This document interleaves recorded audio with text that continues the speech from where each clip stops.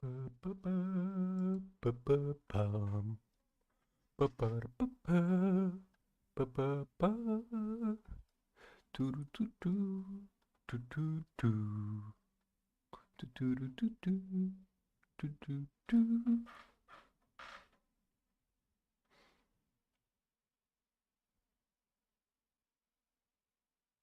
we're good. Hello everybody.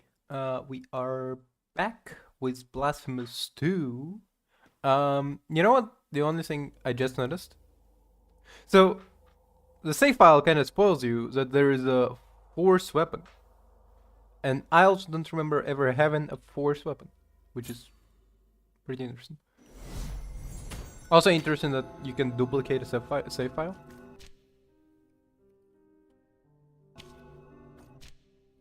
Okay, so we need to... What? There's a... Okay, we need to get there, I guess. But before her, there's other stuff we need to do. There's actually a lot of stuff we need to do. The fuck?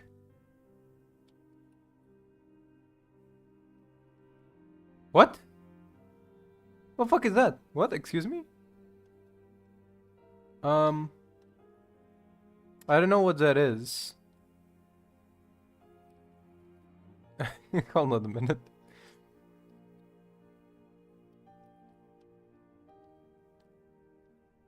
Like, the thing is, I often talk about how, like, oh, I can, like, kind of remember stuff, that I already did, right? Like, I remember, oh, I already did this, I already did that back in, like, my first playthrough. But this one is, objectively don't know what that is. What the fuck? It's good that we have, like, teleportation. We unlocked it, last stream. Oh. Oh, okay, wait. Okay, now I understand. I'm like, what the fuck is this? Okay. Now I know exactly what this is. Yes.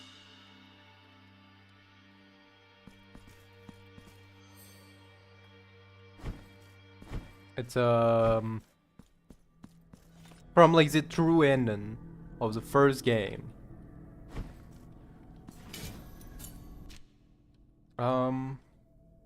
Let's see. So you defeated a boss here. What's over here? Alright. Okay. We need to discover a way to walk on stained glass.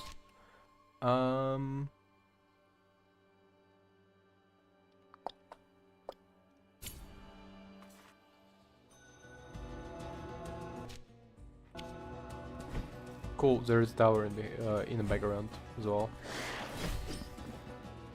I'm not dealing with you. Thanks. Oh, what? Okay. The guy never enters this room before? I surely had to, right?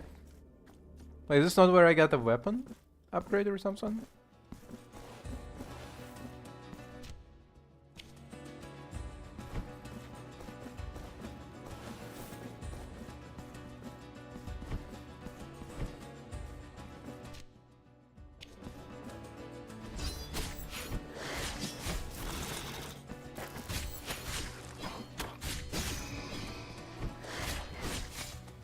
Shit.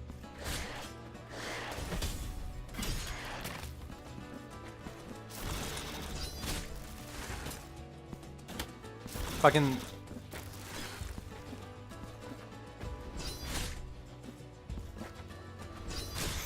You didn't expect that, huh? Bitch.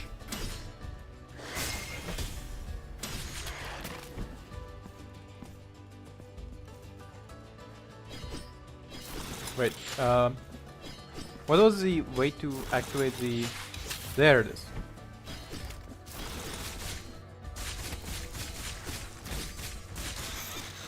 That's not very useful, actually. That's not a lot of,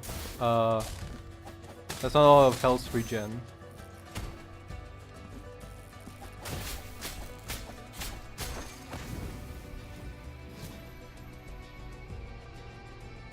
Okay.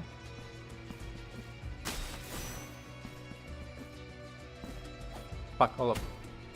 Oh, okay.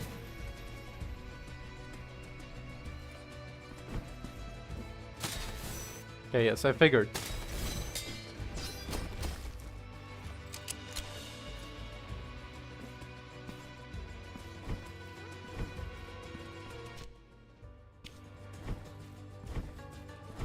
So I badly need to fix my sleep schedule. I was planning to go to the grocery store today, and I absolutely overslept. I have like a vague memory of waking up at like 12 o'clock and being like, oh, right on time for my grocery store trip, and then I close my eyes, and then next thing I remember is it's like 4 o'clock, like 16 for anybody who doesn't use the 12 hour. Like, I don't usually use 12 hour. I prefer to use like saying 16 hours at like 20. But then some people go like, no, but was it in like 12-hour system? So I'm like, do I have to clarify it?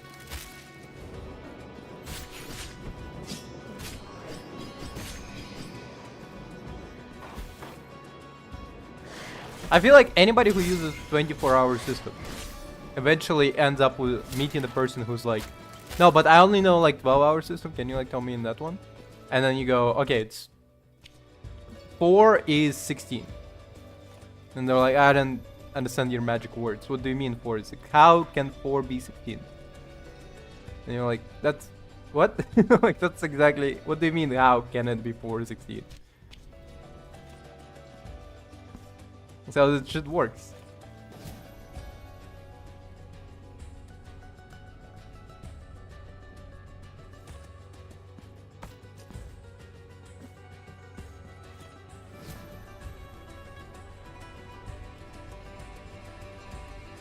Wait.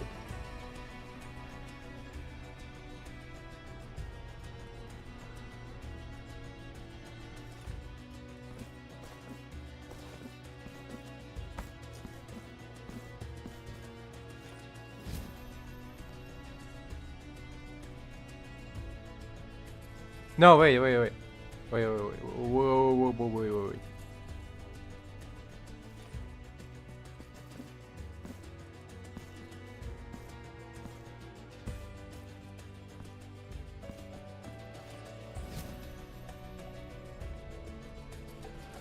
And you have like my parents who like, my mom bullied me for not being able to read like 12-hour clock, and I'm like, what the fuck? Come on, that's not fair. Like 12-hour clock, I mean. Like, I'm like, I prefer digital clocks, thank you. Like, digital clock is so much nicer. You get digital clock, it all says in 24 hours. Beautiful. It's not about the fact that I cannot read it. I can read the regular analog clock, right? It will be pain in the ass to read it. So I prefer not to, and I prefer to have digital clock. Is it a sin to enjoy modern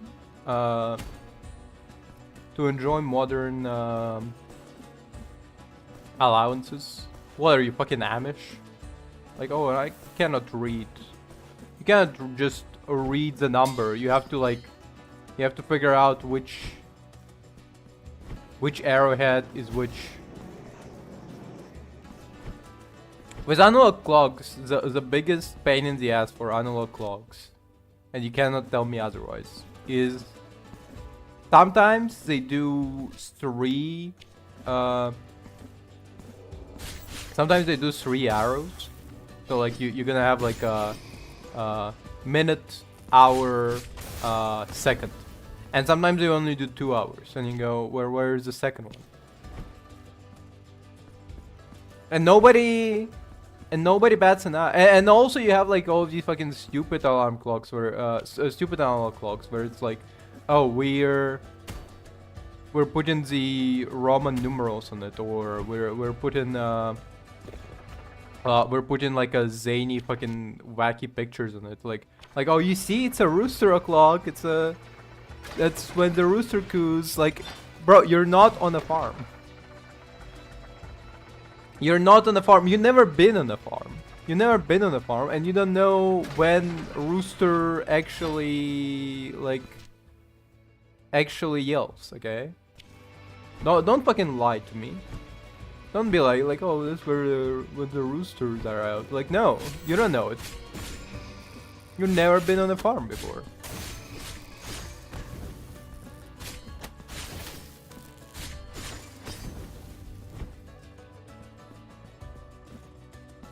To be fair, I've never been on a farm either.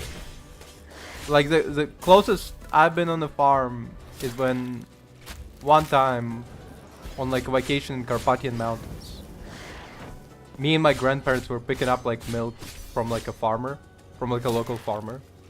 And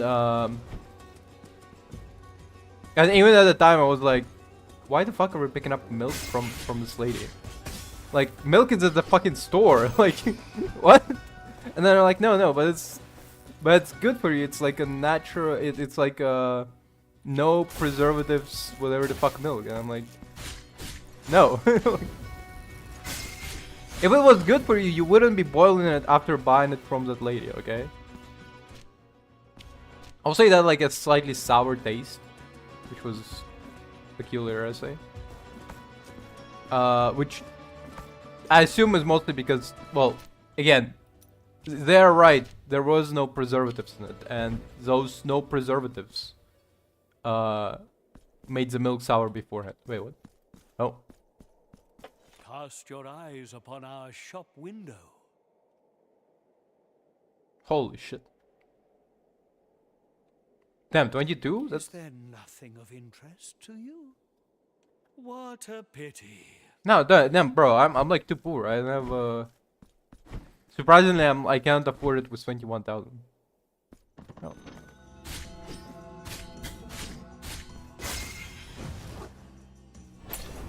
I do remember this area.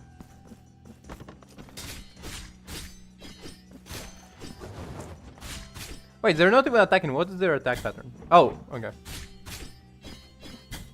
Their attack pattern is just... Yeah, right. I remember teleportation.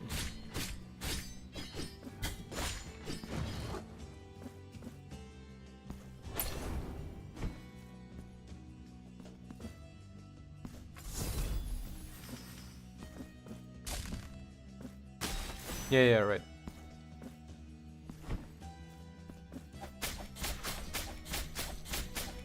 Alright, this guy like spins for his attack pattern, right?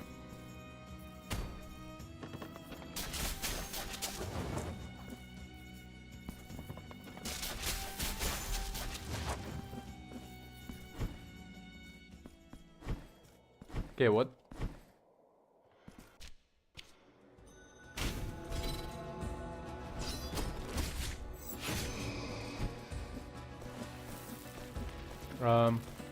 Sure, I guess.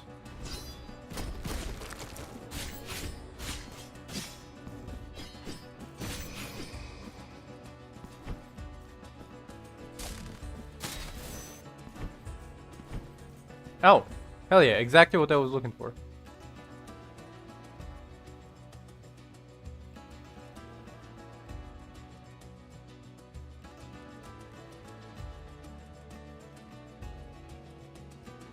I feel like the music shouldn't carry over from this one to this one. From like to cutscene, because I feel like they're supposed to do something different. Yeah, we got the dash now. Wait, so is dash only for... No, you can dash in literally anything.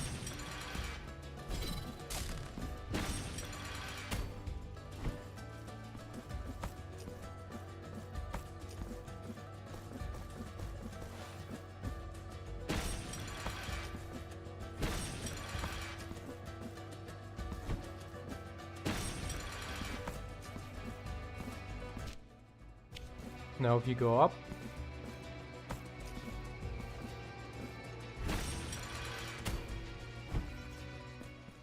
Oh.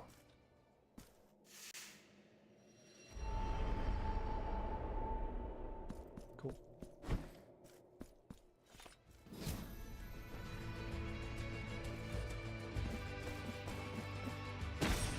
Shit.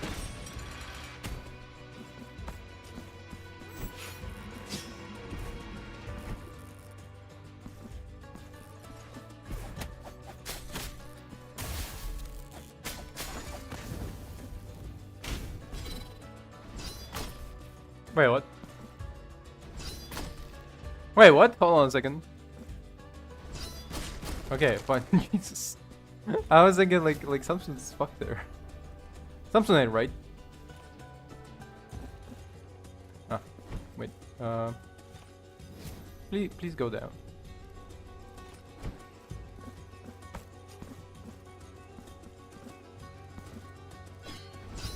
Fuck. Wait.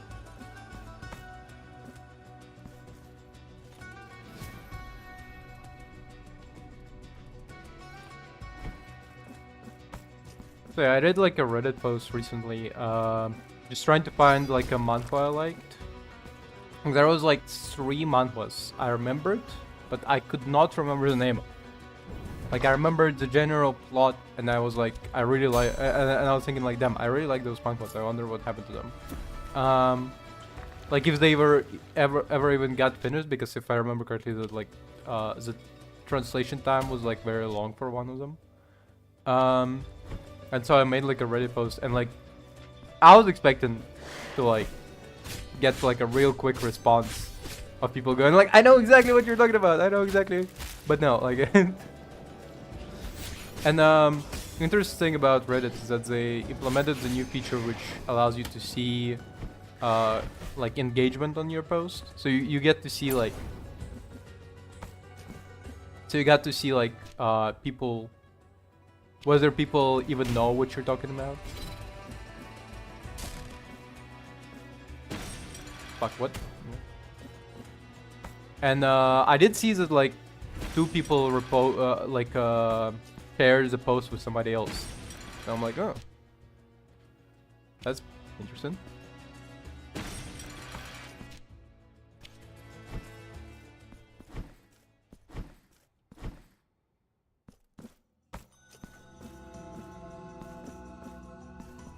Oh wait. Like if I, no, yeah, okay.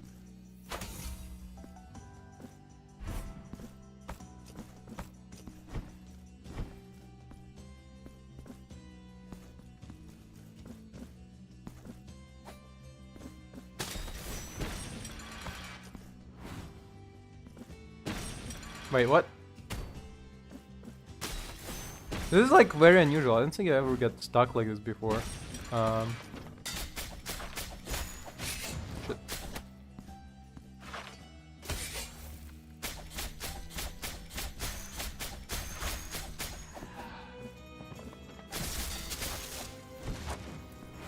Uh-huh.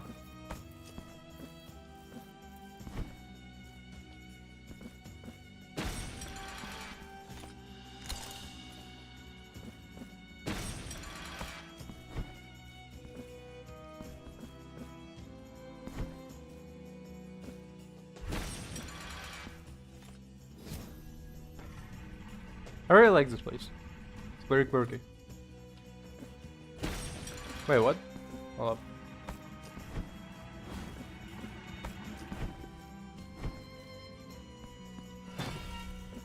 God damn it.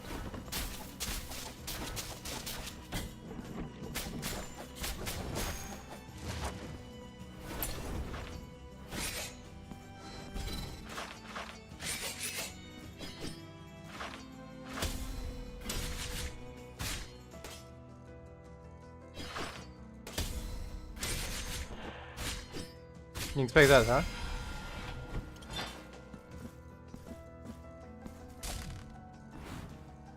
Mm-hmm. Wait. Fuck. Um,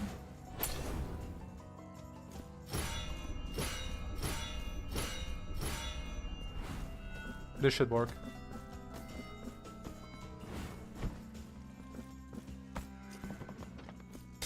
Wait, what? Wait, what was the point of getting to this place? Wait a minute. Oh, okay, wait.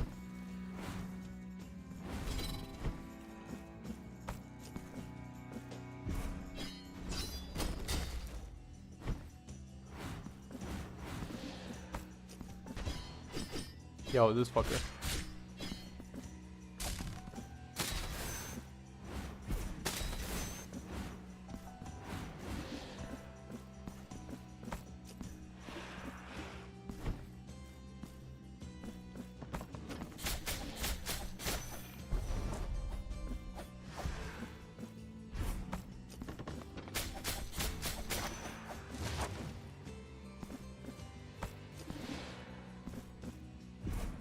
Okay.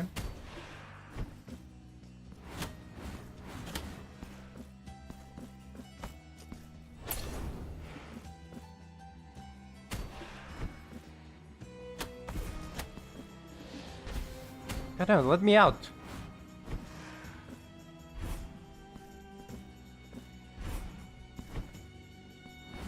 Okay, clearly not that area. Okay, you know what? Not right now, not right now. I'm good. I'm good, guys.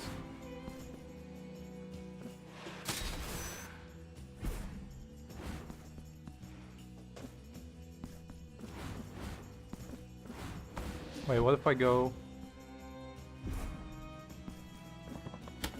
Fuck.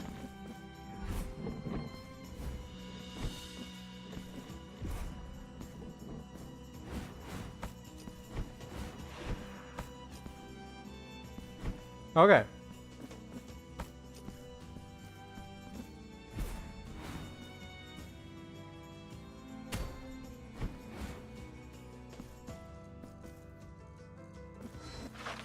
I'm not dealing with you. I'm good. I'm good, guy. I'm good.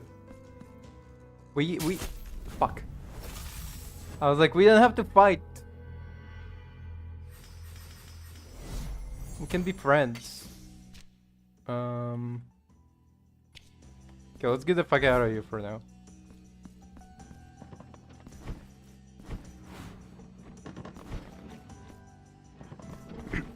There's clearly some areas that I cannot access yet because I don't have the all of my abilities. Cast your eyes upon our shop window. We have no more items left, but you'll never know what may turn up on these paths. Pray come back later, penitent one. Cool. Let's see if we just go up actually.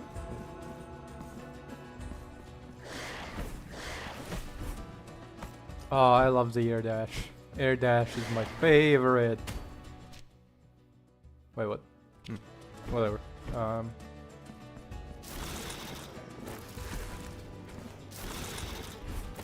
Oh, upweighted all of them. So good. So nice, so good. I got it here. Da, da, da, da. Wow, I feel good. Na na na na na na na. Why wouldn't I? Na na na na na na na. Feel good. Na na na na na na. Why wouldn't I? Na, na. Oh, mostly I wouldn't feel good because my sleep schedule is fucked. That's like my main reason for not feeling so good.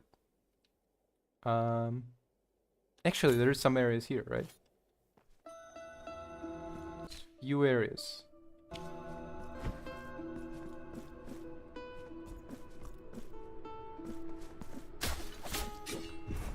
But what I was thinking about, oh yeah, like the right post. I'm like I really hope that like it gets enough traction for like people to like actually tell me the manhwa I'm looking for, because I saw that I perhaps remembered the names, right? And I was like trying to search up the names, but like I absolutely could not find them. I think one of them was named like Ostara, so that one at the very least I think I can find. But like, one of them was named something like Invincible Sword or Unbeatable Sword or something like that. And that is not narrowing down my my search. Do you know how many manhwas there are with names like Unbeatable, like Unbeatable Invincible Sword? Greatest Sword? There's so fucking many of them. Oh fuck. Why are there two of them?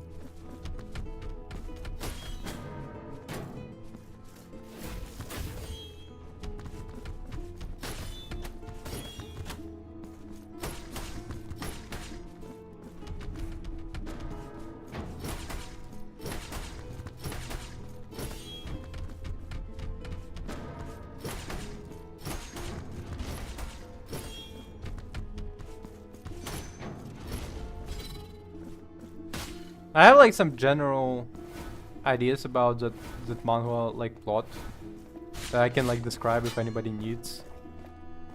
But I absolutely cannot like tell you. Like I know that the art style was actually really cool. It had like this very cool gritty art style. And it was also not supernatural until the main character got himself literally the greatest sword, and the greatest sword wasn't like a physical object, but it was instead like a mentality of like a mentality shit, where now like all he needs to do is close his eyes and he can like pull out the greatest sword ever and cut people down with like a stick. That's where I finished. I finished it with him like winning like a duel against a person by holding the stick and he cuts them. Fuck.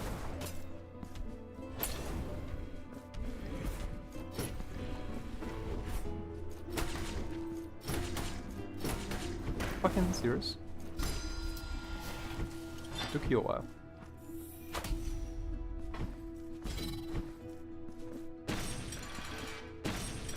Let me. Why is he getting stuck so much? I don't get it. Do you get it? I don't know. Okay, let's see. Oh,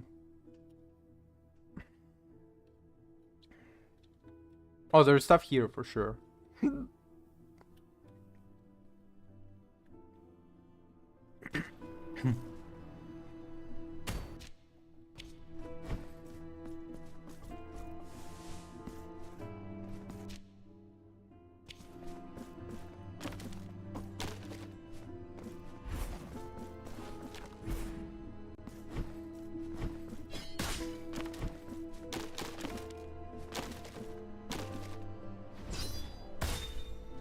Wait, what?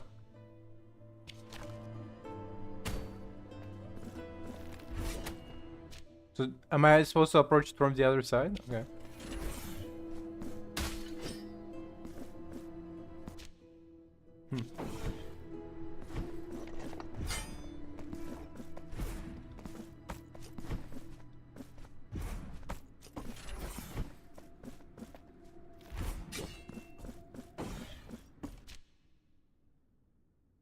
You know what's interesting, I think, about manhwas?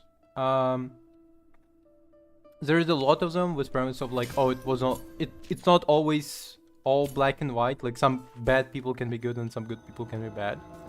Like the most common genre in martial arts manhwas is demon king, demon lord reborn, or demon lord is the main character ascending as a demon god, something like that. And it's pretty often the premise is that actually demonic cult is the good guys. People calling themselves actually, in fact, most of the times they don't even call themselves demonic cult. They call themselves like shining light cult, or the true sun cult, something like that, you know? Like it's very rarely you have like a oh yeah, we call ourselves the blood cult. Yeah, we're the good guys. But it's pretty often you have like no, actually the main character and his people, while being presented as evil, are good. while the antagonists are evil because they, well, are evil, but they present themselves as good because of like because they're in charge essentially. That's usually the premise. Oh, how did I not enter here before? What? That's crazy.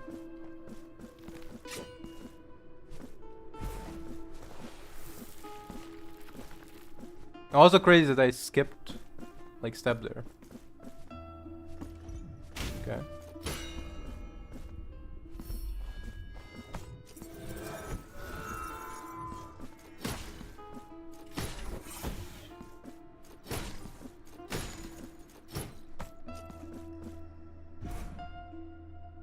But in one of the manhwas that I'm searching for, the main character was raised by like a person who's known as like the evil of the two twins. But in fact, he's actually a good guy because he raised like the main character, and he's actually like the reason he's seen as evil is because he just does what he wants without like looking at the idea of like, well, it's often like a message in manhwas where it's like the reason the good guys are evil while the main character is good is because the good guys are following like a rule set. They're following a dogmatic, weird, conservative rule set of like well, if you encounter a man, like they follow the Tao essentially. The premise. The premise is often that they follow the Tao, and in Tao you have like a weird, absurd rule sets of like this is good, this is bad, but like the reason it's good and bad is like very arbitrary. Like, I think if anybody like likes says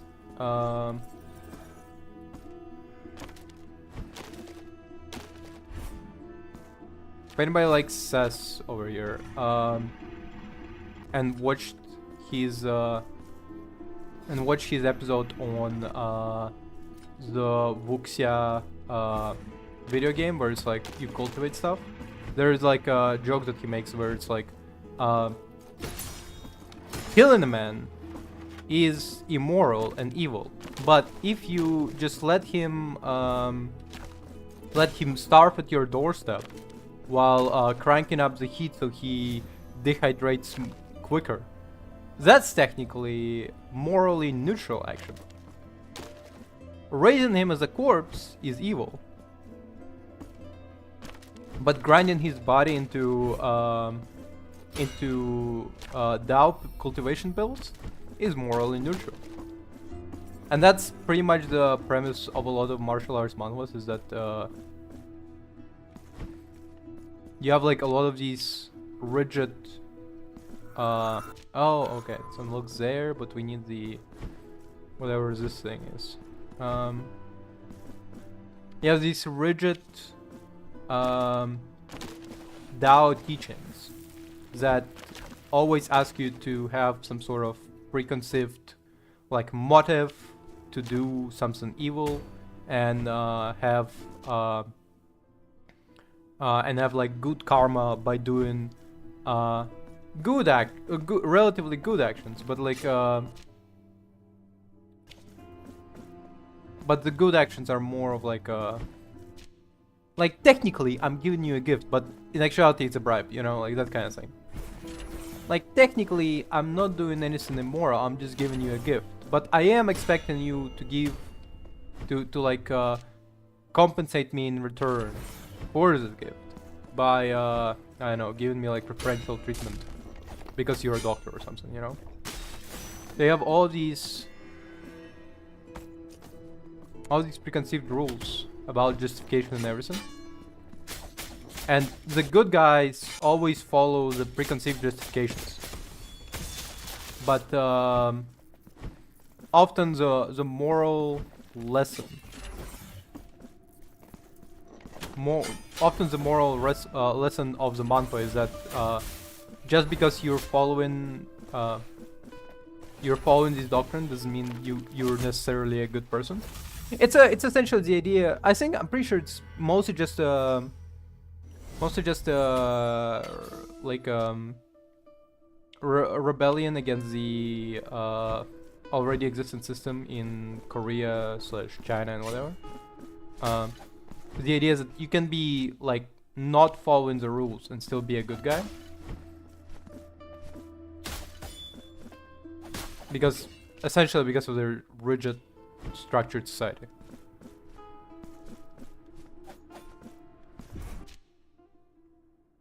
That's my personal assumption. Wait, so how's that? Hold on a second. How's there? But yeah, I'm looking for a manhwa where the main character is raised by a grandpa, but grandpa is actually was evil? Question mark? Put the question mark on top of that evil chart. I also found a bunch of manhwas that I like to read. That like I'm waiting for season 2 for. And some of them I've been waiting for season 2 for like months now. No, sorry, not months. Some of them I've been waiting for season 2 for like years. For a year. 1 year specifically. Because there's at least 2 manhwas that that it's been a year since they last posted anything, and the last message from the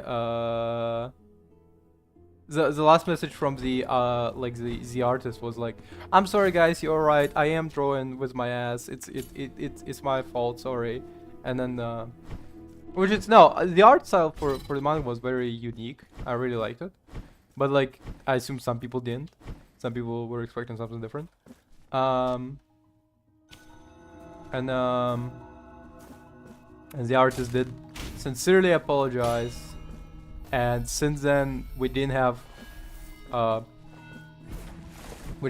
season 2 for past year.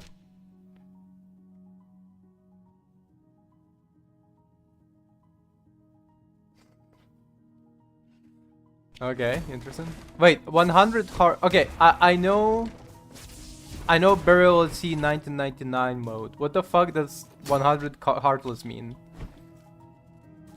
What does that sentence structure mean? Can you explain a little bit?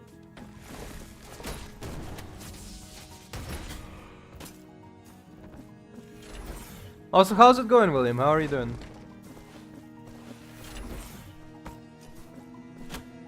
I'm just talking about the manhwas that like I like to read manhwas, and there have been like 3 manhwas that it's been a year since they posted. Like they literally like they finished the season 1, and then they were like, season 2 coming soon, and then it's been a year. And that one manhwa that I've been reading has been only 10 months, but 10 months is still like a lot of time. Still like a massive amount of time.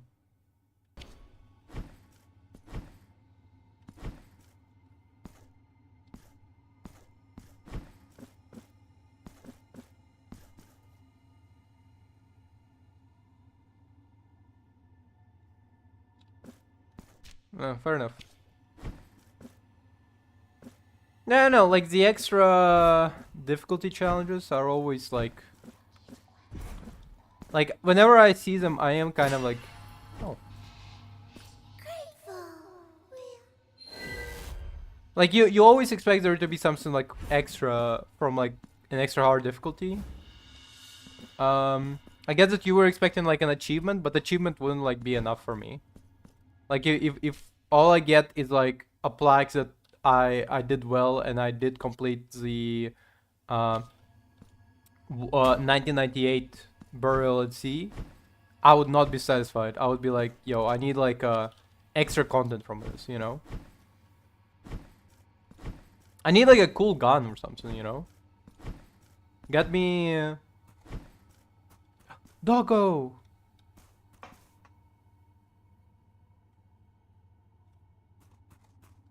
Okay, well. Um, I mean, I don't know. Is there a point in completing the game 100%? Unless it's like extra content.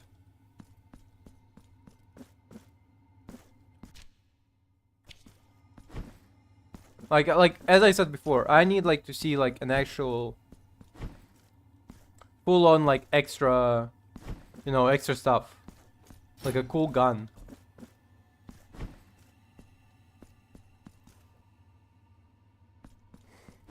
Okay. I need like a cool gun maybe. Or I don't know.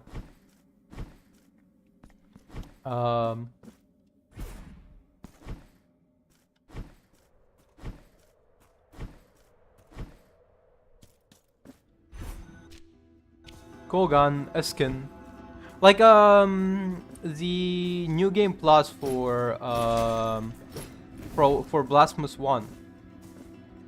That one had pretty cool like extra content. It had like full new bosses, And you could also do it with a challenge. Oh, that's cool.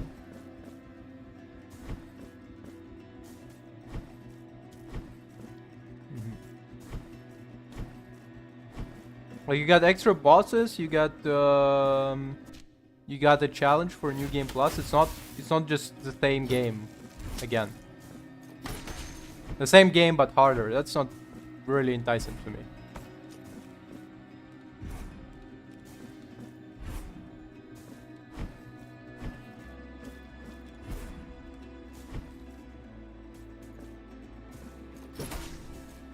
Plus, I usually complete the games on like the higher difficulty, so it's not really even like I already completed the game on hard. Why would I go for hard plus? What the fuck is the point? Like that's what actually I completed the Bioshock Infinite on. I completed it on hard. I'm pretty sure.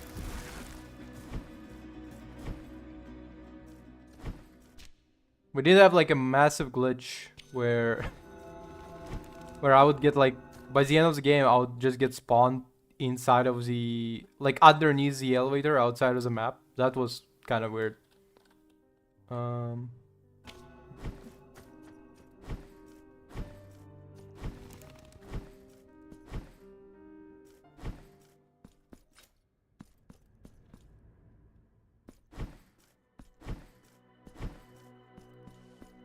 He's flowering another thing.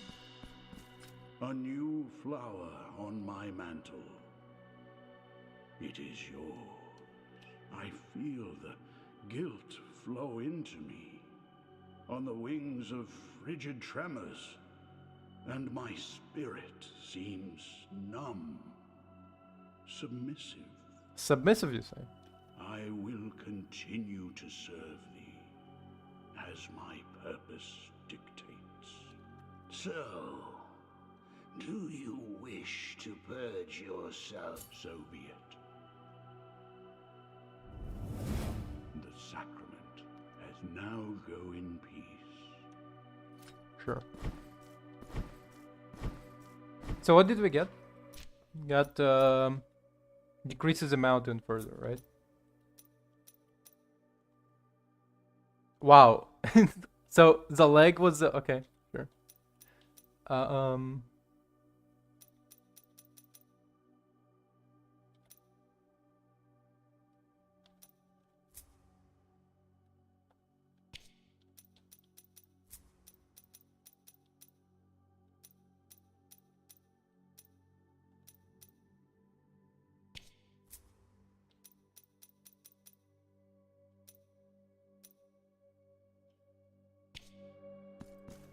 What else do we have in terms of items? Hold on a second.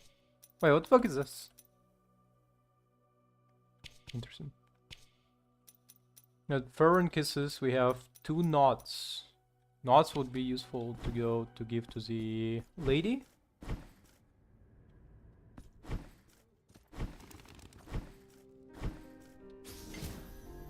Oh, wait a minute. Was there a thing here? Hold on a second. Did fuck. We couldn't like access before.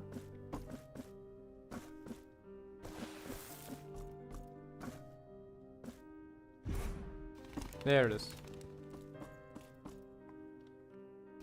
Wait, what? There's nothing here. Okay.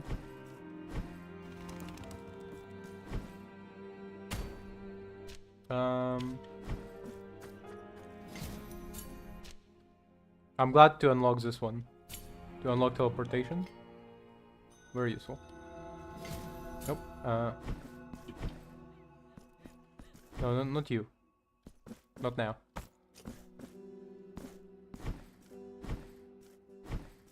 Hey there. Do you have rosary now? Let my hands knot a new mystery on your rosary.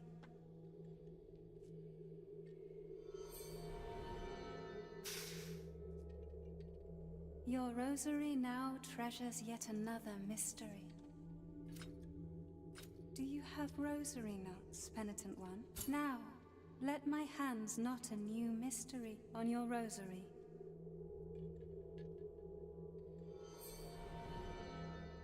Okay. Your rosary is now complete, penitent one. When you feel sorrow and the sky bears no stars, press your rosary close to your breast. It will bring you comfort. When you feel sorrow, it Okay. will bring... She just... That's all? Okay. Last person disappeared into like a smoke last time we completed Rosary. Wait, what is this one? Hold on a second. What is this? Finish Alibi, Fragment of Alibi, written by my mother. Okay.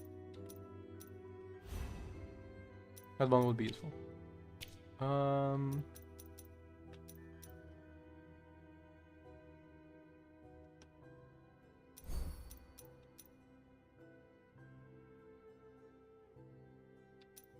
Not really. Oh, wait. Fuck. Line B, huh?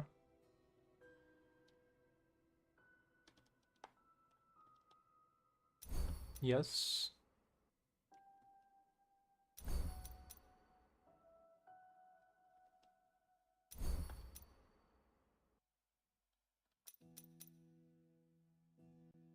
Okay.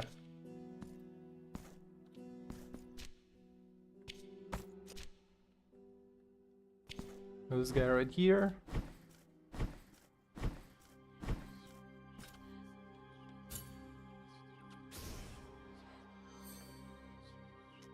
With my assistance, your further is already growing, as I so promised thee. Grant me more kisses, and we shall proceed with the sacrament. Okay.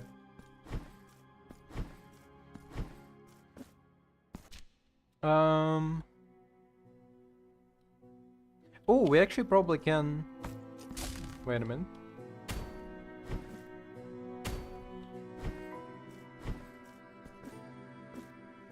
There it is.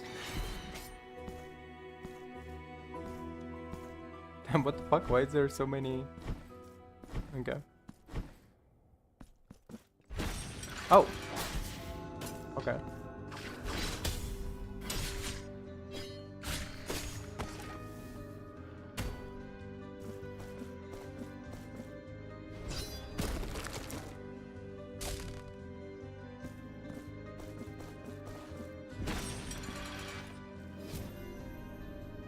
Aha.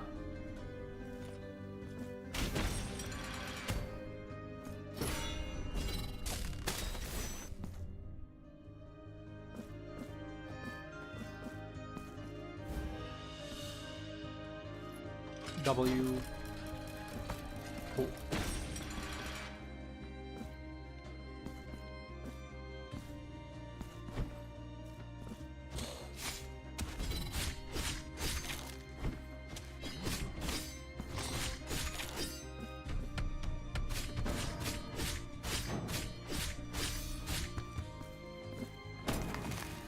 Damn, that's a cool finisher. That is a cool finisher.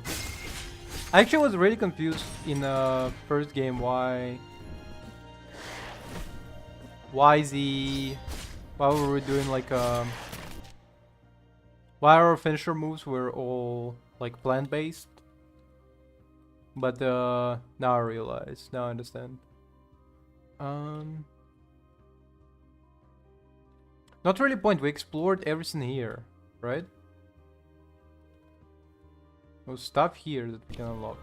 If we go to nearest Mea Culpa. Actually, fuck, okay. Like, where is the nearest Mea Culpa? I was thinking. It's literally anywhere.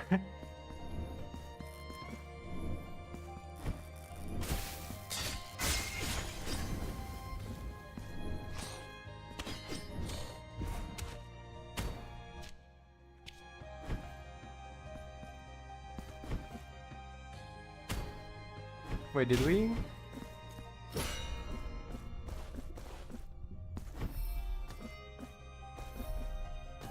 Oh yeah, we did. Okay. Ah, okay.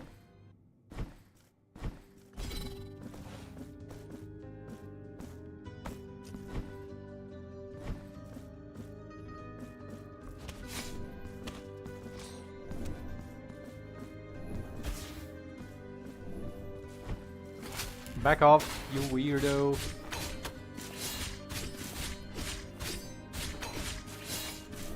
Fuck. Hold up. Hey, catch this.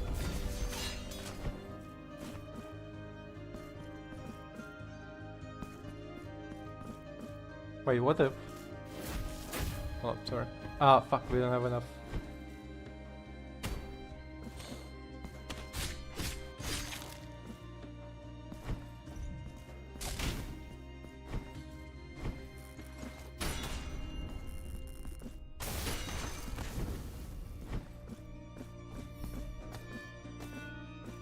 Oh wait, yeah, okay. Pretty good, pretty good. I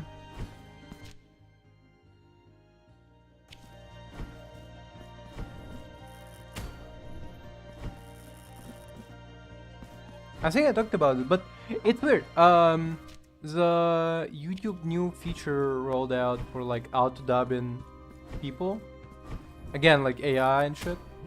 It's also weird because I always imagined that to be like a future. The idea is that like you can like auto dub people and you don't need to like rely on human translators directly. Because with like, well, I think about it because as Ukrainian I was like growing up with like people dabbing like Smosh and shit, you know, Smosh, PewDiePie and everything else. And you know, it's obviously whenever you're listening to that content and then you listen to the original, you go, huh, they didn't sound anything alike. But with auto-dubbing, you could have like a person sound exactly like the original, obviously. The problem is the fact that when I was imagining it as like a kid, I didn't imagine it to be like a demon tech of like AI. Well, I mean, I imagined it to be AI. I just didn't imagine for AI to be like what it is right now. Like, I imagined like a sentient, you know, creature that would be like, yeah, sure, I will auto-dub this piece of content for you, sure. I never imagined it to be like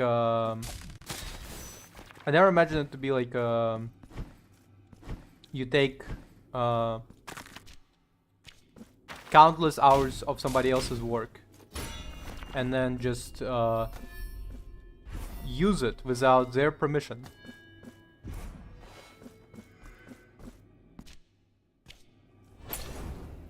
And all of that to raise your profit some sort of way. Ah, that didn't work. I was really hoping that would work. Guess we gotta wait. Like, I think everybody kind of like assumed AI would be different from what it is right now. To be fair, one of the things about the AI, when I first ever heard about like ChatGPT and I was like testing it out, I was like, damn, this is exactly like you imagined in like movies where like Jarvis, tell me what happened during like 1933 Olympics, and they just tell you like information, you know, summarized and stuff, and you go, oh, cool, you know. Like I literally was like, oh, okay. I was literally like, damn, this is like Star Trek shit, you know, like computer, tell me, summarize me uh, the summarize me the crime and punishment. Computer, tell me what the weather is tomorrow. You know, like all that shit. But what I definitely did not expect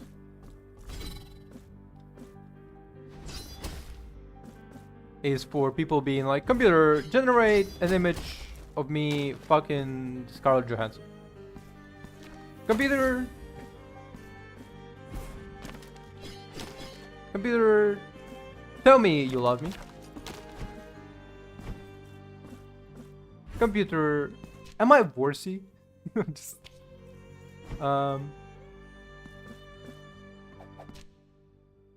computer, does she miss me? Like I never expected it to be like that, you know. I expected it to be like, ChatGPT, summarize me this report, you know.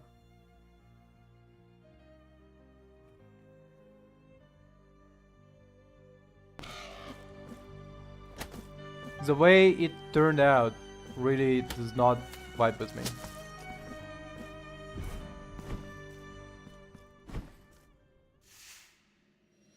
Computer, make music. Now I don't want to learn to play guitar. I want you to play guitar for me and then I'll post it on YouTube as if I'm playing it.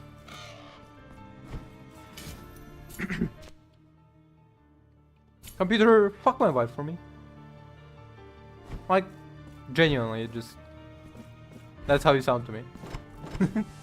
Not anybody who specifically watches it, but like anybody who uses ChatGPT to like do like art and shit, it's like computer, didn't you like fuck her for me? And then she can tell me it was really good.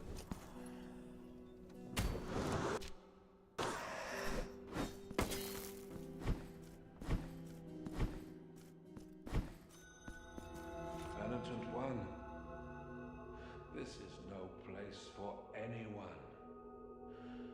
Can you not see that death breathes the very air that dries our throats? That it walks in our footsteps? You cannot even hear the cries for the dead. For here, even crying is forbidden.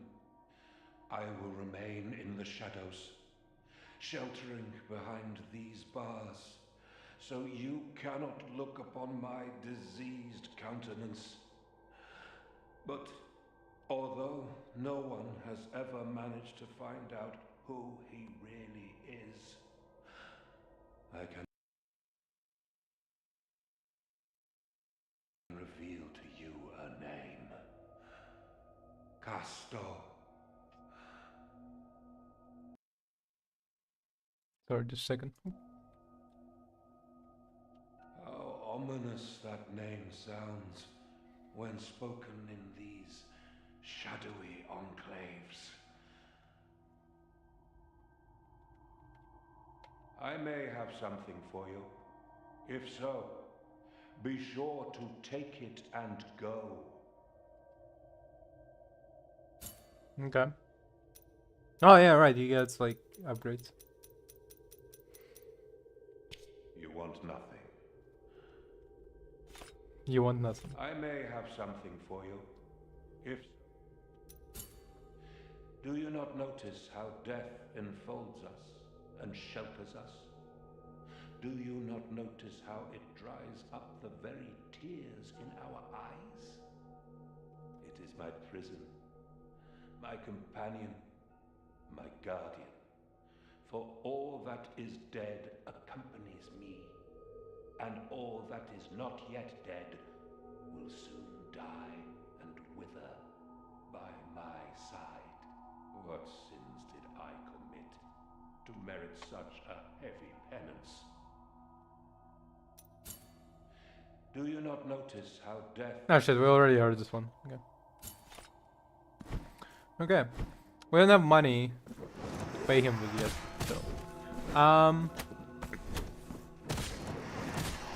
Actually, one thing I just remembered. I'm kind of interested about it. So, element. Sorry.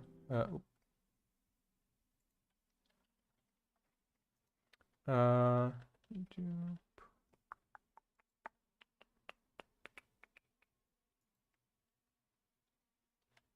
Evil John Lennon.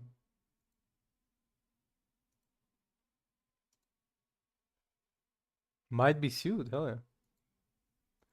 Hold on a second. Has been... Oh, no, there it is. Because season 2 trailer dropped. And I find very... Wait. So this is a clip. I don't want a clip. I want like a trailer. War is coming. Number one, very, very climactic, I guess. You prove that angels can be killed. You think they won't come for you? And when the first shot fires, whose side do you want to be on?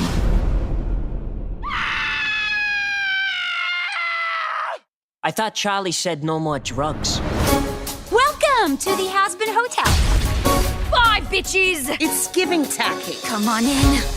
Here's your key. It's a pleasure to finally meet you, princess. What's your plan for the next extermination? And will you be protecting everyone, not just your favorite characters? Wait, who? Very breaking the fourth wall, like not just your favorite Who character. are you? My name is Baxter. So is he like the new Penches? No! All our guests are family. Hey, Herb! Hands off the chest fluff. That's the Has-Been guarantee. Singing and crying, it's kind of our thing. Redemption is possible. You all can earn your way to a better life.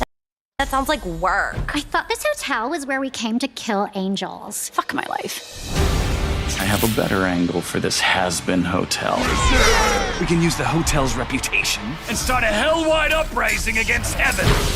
Number one, they really popped off with some parts of this animation in this trailer. Like you can see that they really fucking spent the budget. Okay, they were like they were given like extra money on this one. We have the chance to be gods. Who's with me? I know you won't believe this, but I don't understand. Raise your... Is his like voice different? He's like he does not sound the same as like in season 1. I know you won't believe this, but I don't understand. Raise your voice. Fox is inciting a war. Light the fire. Heaven doesn't want to hurt us anymore. We need to stop him. Abel, as head of the army, what do you think? Heaven doesn't want to hurt us anymore. We need to stop The fuck is that? What are they called in like plushies? him. Abel, as head of the army, what do you think we should do? I'm not ready for this. I never liked that kid. He's... Yeah, so she's either hallucinating or for some reason he's alive. I assume she's hallucinating, but like if he's alive, that would be interesting plot point. Like you can't actually kill an angel straight up. weak. Oh, get dunked on! Do you really think you're powerful enough to take on all of Yeah, I heaven? feel like they really popped off with the... You haven't even proven that you're the strongest in hell. Can the angels come out to play? Prepare the troops. We faced impossible odds before. Together we can do it again. So clearly he's like an antagonist. Steve, I told you to watch over the hotel. What have you been doing the whole time? This. Now they have fingers and lungs so they can play instruments. That's kind of impressive, actually. So very interesting trailer to me. Because number one, they clearly show in the whatever the fuck the guy's name is, the TV head guy as a antagonist, which is, bro, can you like, well,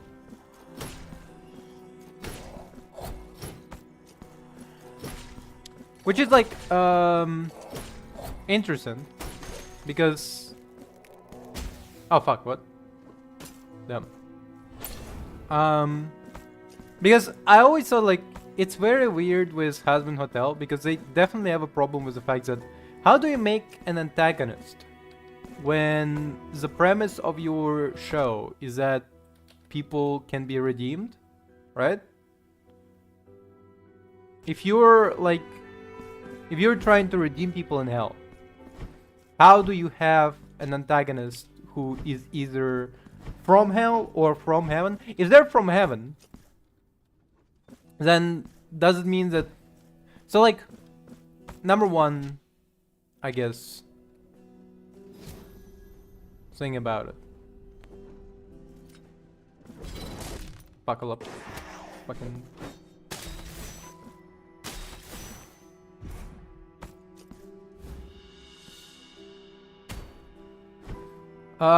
because number one thing about it, like it's difficult to balance. It's a very, I would say, like, even if you're a good writer, it would be like challenging to write a story about everybody can be redeemed, but you do have like straight up antagonists and villains. Unless you go like, oh, not everybody can redeem. Some people can be redeemed, but that's just boring writing. Like, in fact, as I often do, I compare it to Steven Universe, and I don't think it's unfair. Because Steven Universe did actually stick around to the ideas that everybody can be redeemed. Almost every single one... No, every single one of his villains. Every single one of Steven Universe villains did get redemption arc and redemption characteristic. Even like Jasper, who some people say like didn't get redeemed enough and still like... and still treated as evil. She did end up in like Friends with Steven Club.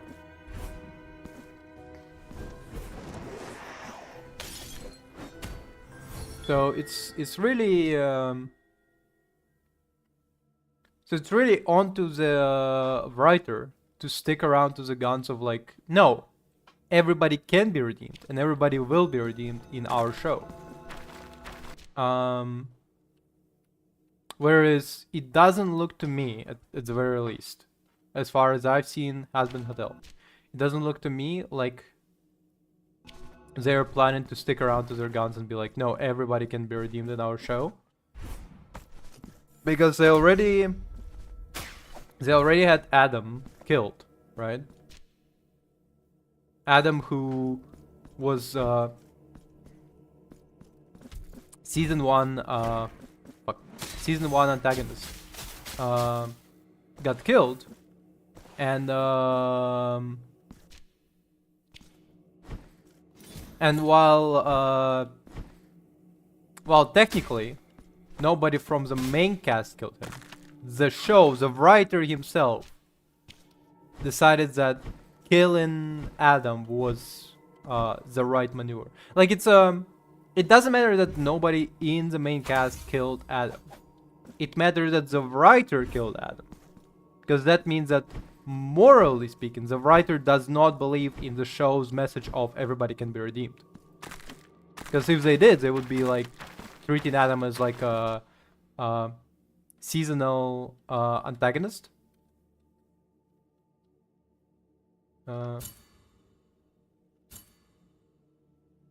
Like they would have Adam be like I'll see you next week, Spider-Man, kind of antagonist. But he wasn't. He was just killed because maybe the show characters don't see Adam as like a villain that has to be killed, but the show writer sees Adam as a villain that has to be killed. So it's a pretty simple message. It's essentially like right writer saying it's essentially because as long as the writer sees it that way, that means that the universe itself sees it that way. That means that the whatever character is fighting for, any sort of like anything that the character themselves are fighting for, anything that Charlie and the gang are fighting for, is pointless, because the universe itself says no. Actually, you can't redeem villains. Villains will be villains, and they have to be killed, because that's what the writer believes.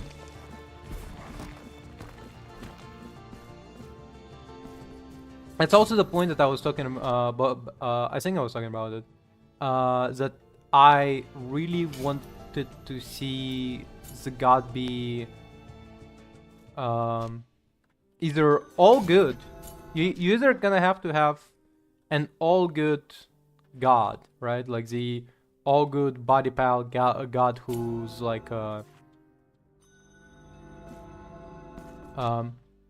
who clearly permitted this somehow. Like, so it's very challenging for this writing project, in my opinion, to both have consistent messages. The writing for this show is complex purely because of its challenge of like, oh, you have hell, and people in hell who were judged as sinners have to be redeemed. In fact, I remember seeing a post directly from Wivzipop, which essentially says, well, it was a comment on the fact that people kind of like, hey, how do you justify the fact that like dozens and dozens of Hell's residents got killed so far? Like how do you square the circle that like heaven is good, but they also killed like hundreds and hundreds of Hell's residents? And the answer from the show writer was essentially, yeah, but they were like rapists and murderers, so it's alright. Which is like, bro, but like the premise of the show is that people can be redeemed, including in this case rapists and murderers. Like, I don't believe in like staunch, like I believe in like some rehabilitation, but I also believe that some people can be just like pure evil, you know?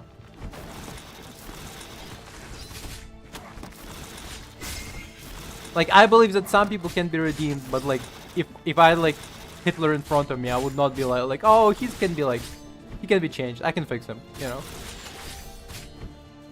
But like the premise of the show is that, oh, if you have Hitler in front of you, he may be evil, but he fucking gonna be redeemed. So like the simple question and simple answer we're looking for is like, what the fuck is the premise of the show? That only some people can be redeemed? Then it's not an interesting fucking show. It's not a good show. Like, even what's called? There was a show, Lucifer, right? It's about essentially the premise of the show is that well, it's based on a comic book, but it's not really based on a comic book. It's like there's like a lot of like, the base premise is taken from the comic book, but then they rewrote it because it wasn't interesting enough as a TV. The fuck am I missing? Am I supposed to go here? Is that why? Yeah, let's go there, I guess.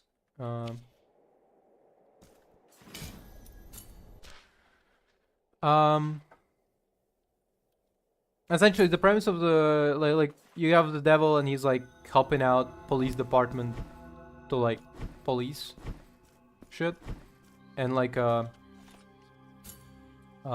remember watching like a analysis of this show, and like that's a compa counter. Your further is grant me more kisses.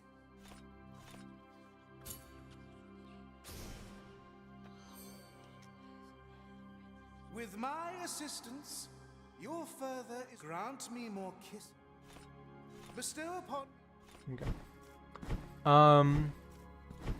And the premise, like the idea of hell in that show is that it's not created by the devil, or even like God didn't directly create hell to be the way it is.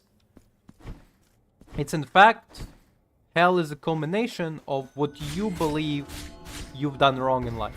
Anything that you feel guilt, anything that gnaws at you. You may not think that killing that one guy was wrong, but maybe you thought about how killing that one guy separated you from your family back in the day, and so you did not see your son growing up, for example. So you have to like square that circle by yourself, essentially. And that's the premise of the show. Well, that's the premise of the hell in there. And by the end of the show, the premise was that like actually Lucifer worked as became essentially a hell's therapist, where he would like therapute people on like what they believed wrong, and then let them like rerun their personal version of hell again and again until they kind of like understood the moral lesson and came to terms with what they've done wrong. And so the hell would be empty because of it, because Lucifer cleared it. Like he spent like millions of years treating people like patients. And that's essentially should be the premise, like and that was like in the finale of the show, and that should be like the premise of Husband Hotel. The idea is that like you like teach people to be kinder and nicer, and obviously like there are gonna be murderers and rapists and whatever, and you're gonna have to treat them essentially like a therapist. Like that's like one of the things that they teach in therapy. Therapists, not in therapy, but therapists themselves, get taught that like, oh, if you like encounter a rapist, will you be like, no, I cannot treat you, because you have to. That's like your job, dude.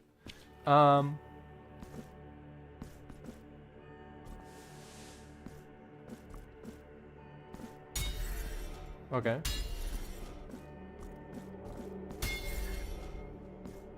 Okay.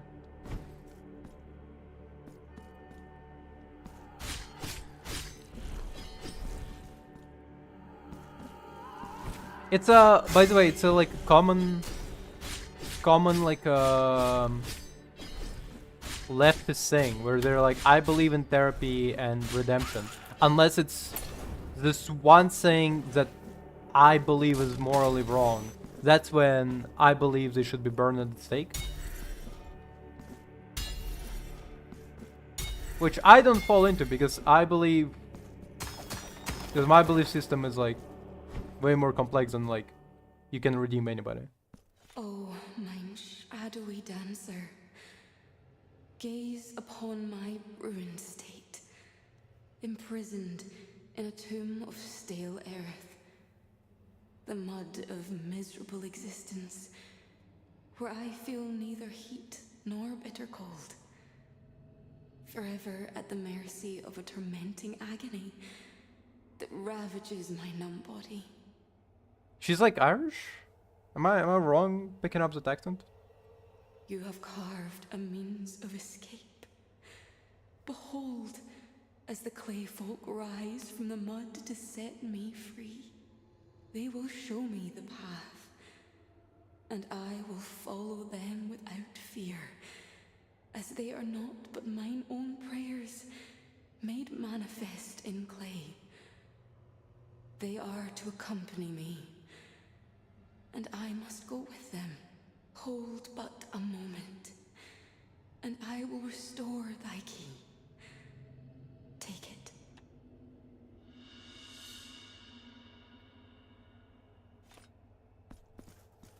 So yeah, what I mean is that, okay,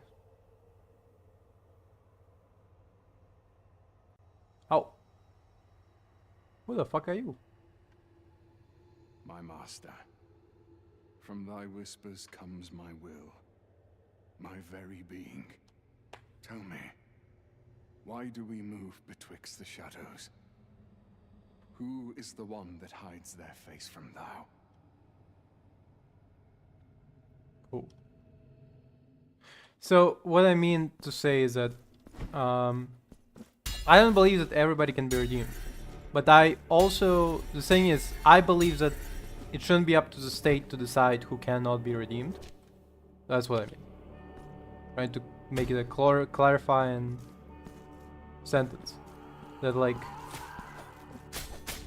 while I may not believe that everybody can be redeemed and everybody can be turned into a good person, I also believe that it's not up to state to decide who and who cannot be redeemed. Because if it's up to the state to decide, they will target minorities and the like.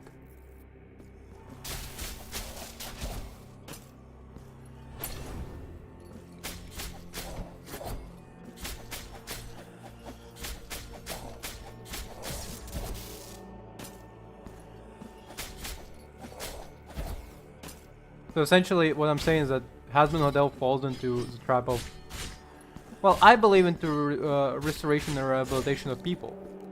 Except if they did something I didn't like. That's when they should be killed. And what you end up with is baloney. Because no, you don't believe into rehabilitation. You just believe that, you just say that to make yourself feel better.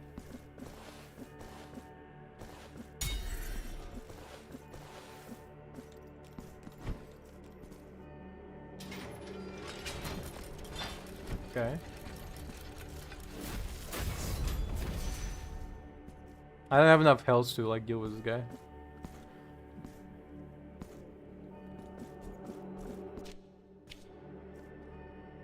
I've never been in this area before or encountered this shit.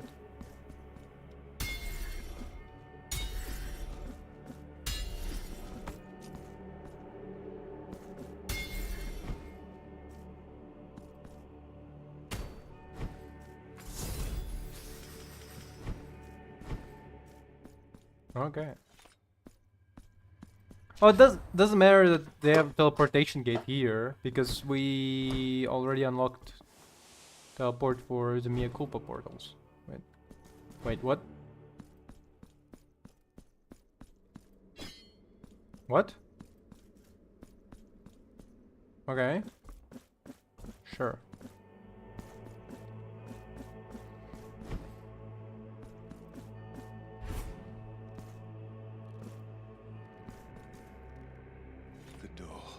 Before you is protected by no less than life and death. Dwell not upon the wretched face before you. It is no more than the visage of a sinner, a criminal. But what was my crime? I search my memory, but I cannot find it. Perhaps this is all but the leavings of a fever dream. A cruel trick played by the shadows, which finds delight in me torment. Okay, he is not saying my, he's saying me. Is everybody fucking Irish in this place? How long have I been here? A prisoner of these chains. Does the past remain ours? Though we have forgotten it.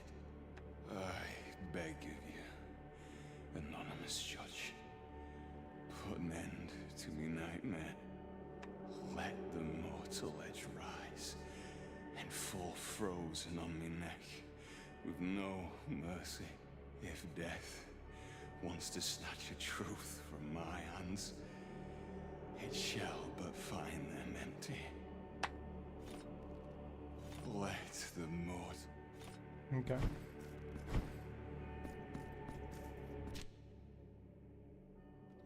Do I have to kill the guy?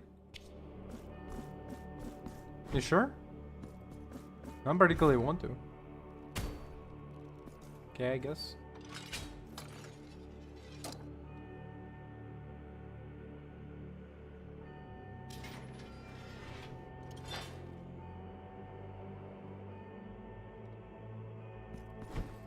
Okay, wait a minute.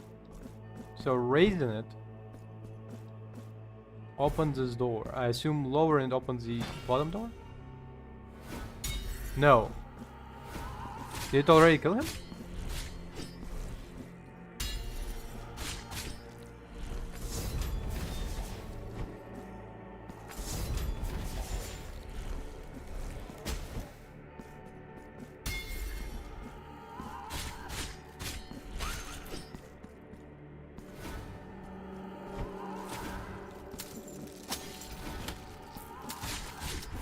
Goddamn.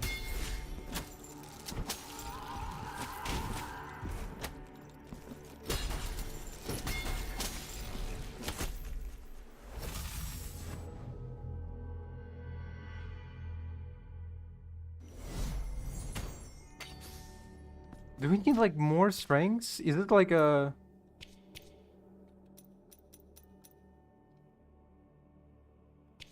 No, wait,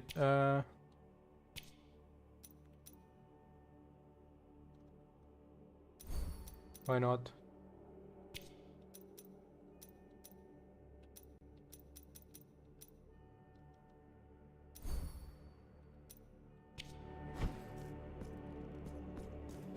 Okay, he's still not dead, so as long as we don't lower the lever, he's gonna be fine.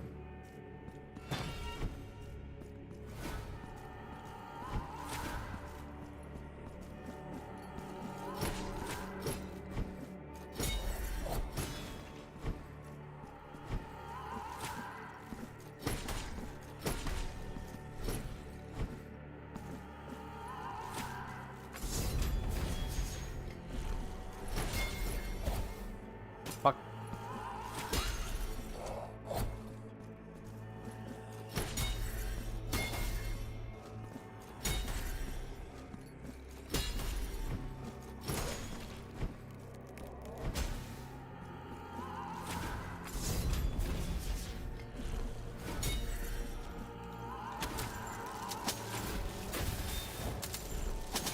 Fuck, that's not...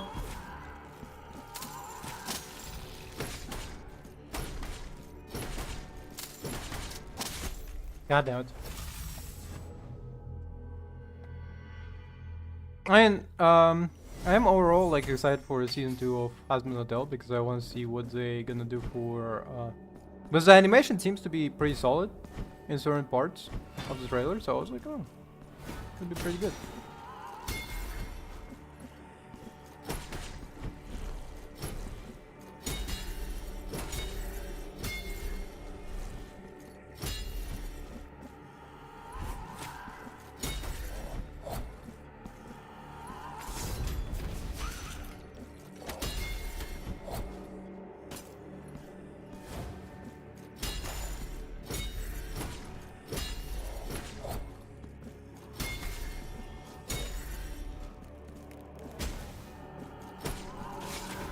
Goddamn.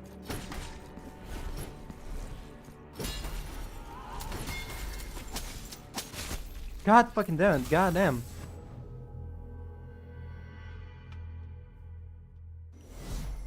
Oh.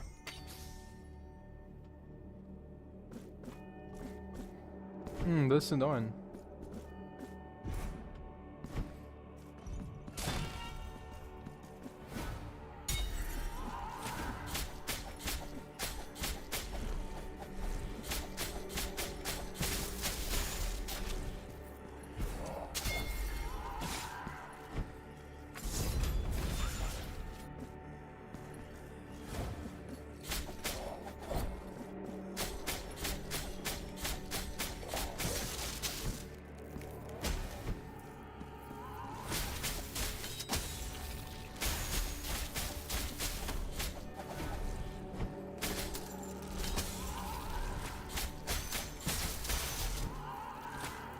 Okay.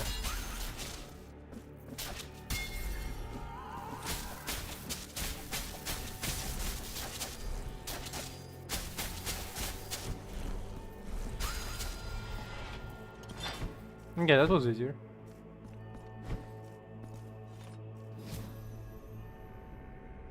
Huh. Okay, sure.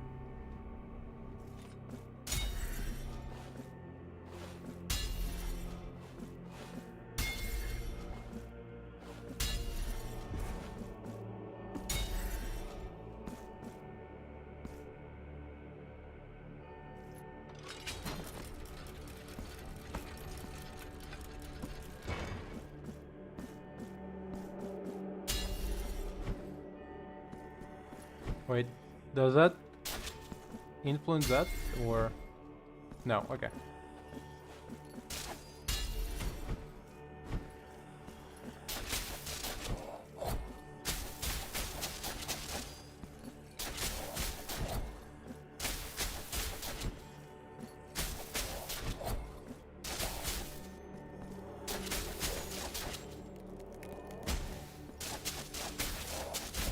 Shit.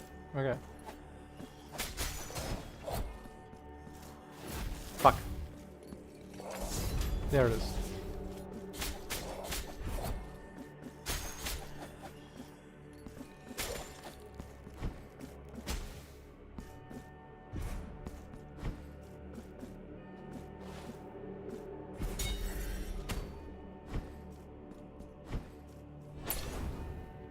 Okay.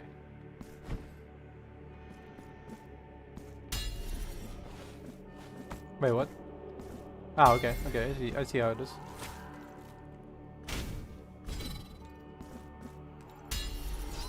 Ah, come on.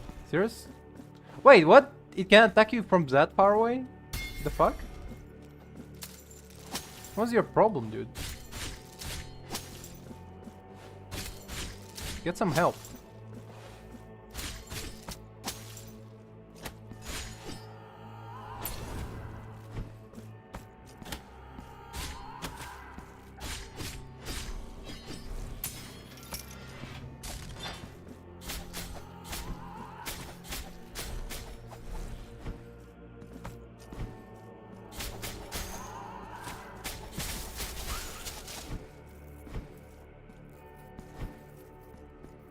Okay.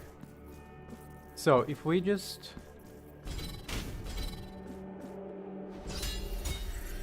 fucking what? Okay, hold up. That's unfair. Wait a minute. Fuck. That's not doing.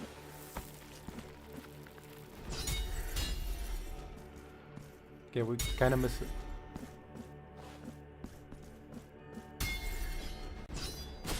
There it is. Oop.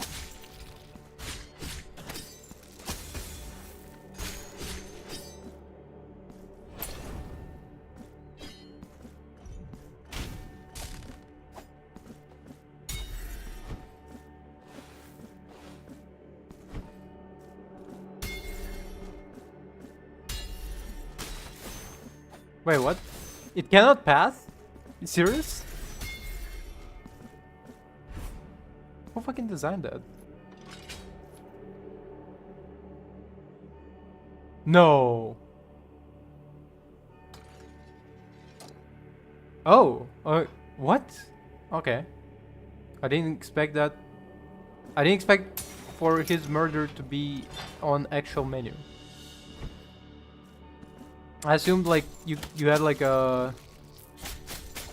I assumed like if you passed him without lowering the thing, I assumed it would be like a. It would be like a. Oh, you managed to not kill him. Good job. Wait, so this is where we ended up. Okay.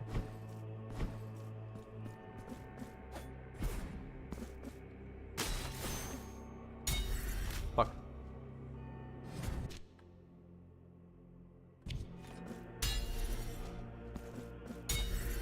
Ah. No, come on. Fucking serious? What? What did I do wrong? Come on. Unbelievable. So if we just go up.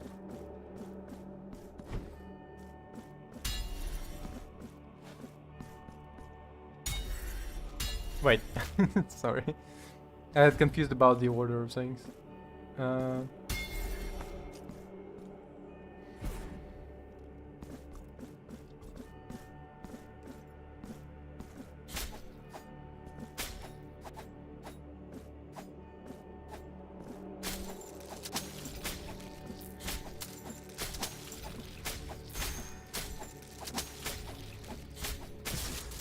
By the way, even the reason I started searching for manhwas that I kind of like remembered the name of but couldn't remember the well, remembered the plot of but couldn't remember the name, is because I started reading a new one, and so much.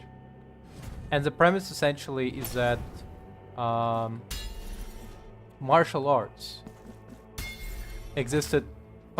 Okay, martial arts existed without any particular change for like thousands of years, and so you had new martial art developed, titled quite literally new martial art. And the premise of that martial art is similar to like modern day like Krav Maga and shit, where it's the most efficient way of killing somebody as quickly and efficiently as possible without wasting like movements, doing like just get to the point of why you learn the martial arts in the first place, which is to kill, you know? To kill or defend oneself. Well, usually, like, the premise is essentially, like, some schools rejected it in terms of, like, oh no, martial arts are not built to kill people. Like, we're not out there fucking assassins.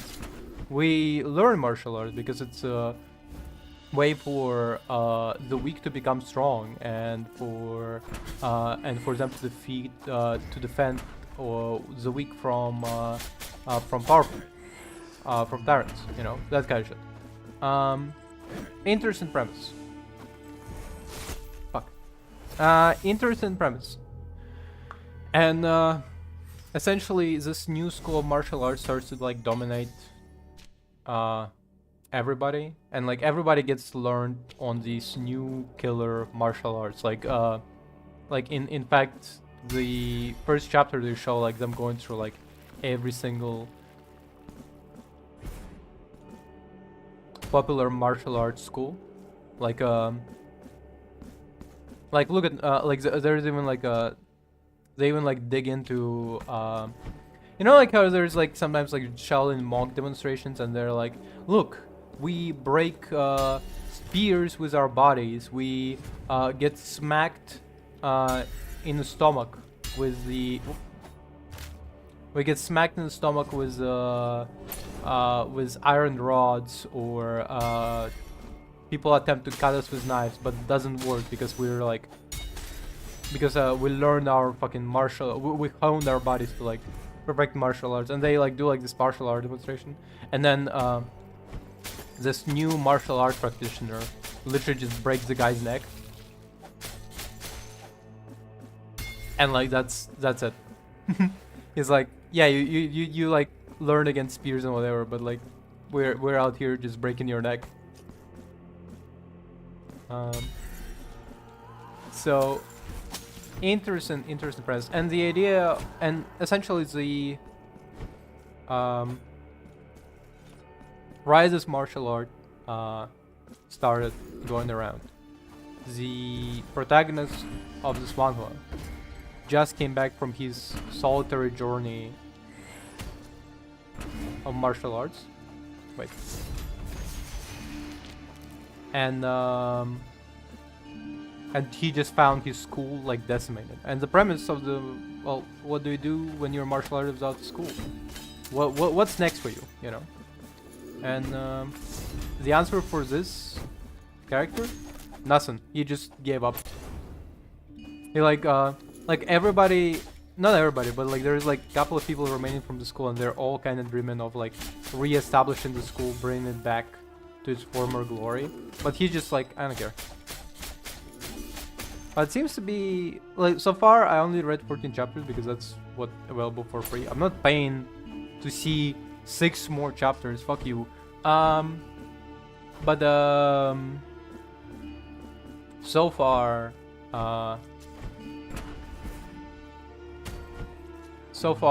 he gave up, but it seems to be that he has some sort of trick up his sleeve, because as his brother, martial brother, not like biological, as a guy who he was studying with and was looking up to, tries to open his open like a new escort agency under the name of his sect, trying to revive his sect. It just so happens that this new school of martial arts opposing the opening. Wait, so how are we supposed to do it? Hold on a second. So we,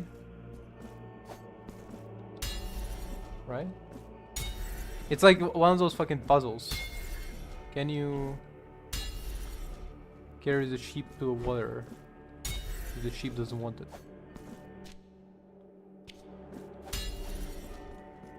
Oh wait. Oh, okay. I see how it's, yeah. Wait.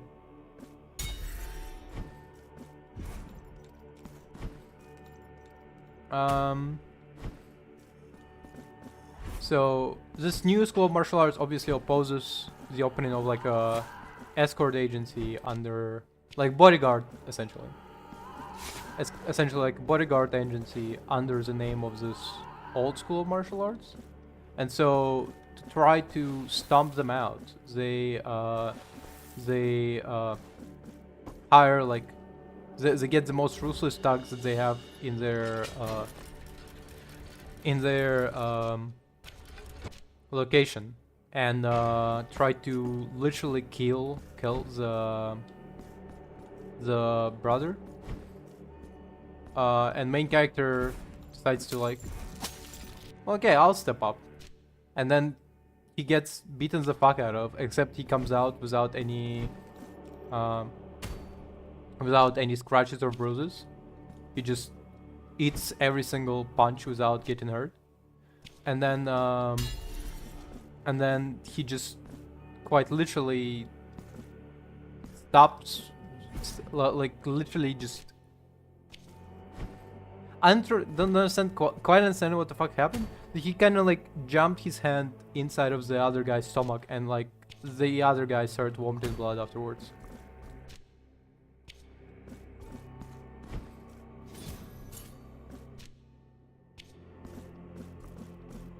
So yeah, it's interesting. It found me very interested, especially because it's one of those martial art manhwas where they don't do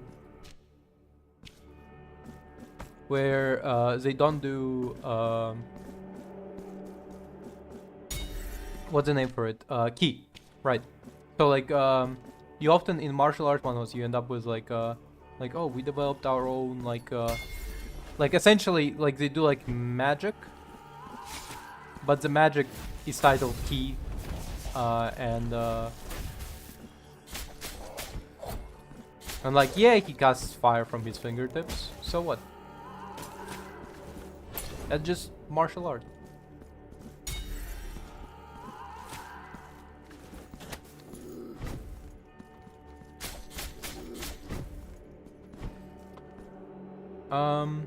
I find it very interesting.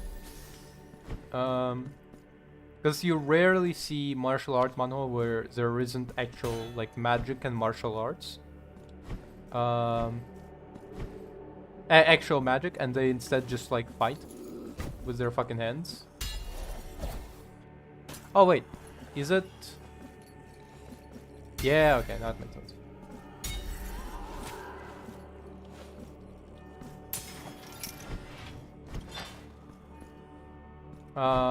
Among them there is the one that I can't remember, the one with the sword, where the one with the one that's what's pretty interesting, that I said, like, I can't remember the name of, but like I remember it was a cool martial arts manhwa. But the premise essentially was that they were like in low, they didn't have like magic. They had like everybody was just doing like everybody was just regular fighting, except the main character, who discovered like that like special martial art that allows him to summon sword without summoning a sword. There is that one. There is one which is called something like Greatest Assassin, if I remember. And the premise is essentially the main character was raised as assassin. Literally right before his assassin sect got like decimated, and so he went into hiding for a while. but now he's coming back to try to re-establish his assassin sect. His former glory. Fuck him, bitch.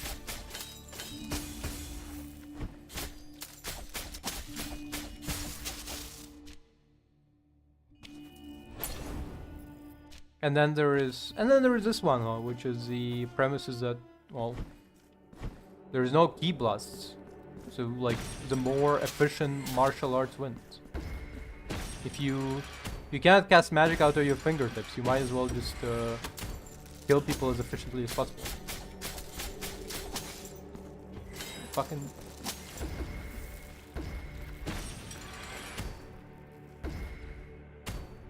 God damn, how many fucking fuckers are you out there?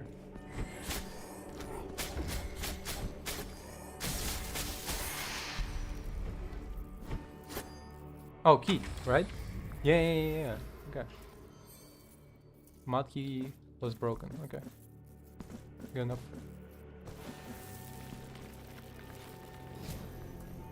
Holy shit, you serious?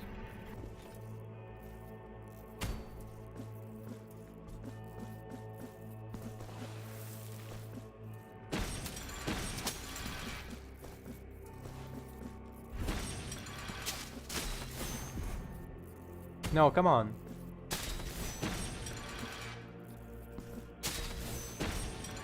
What? What the fuck? What? Why is he blocking me?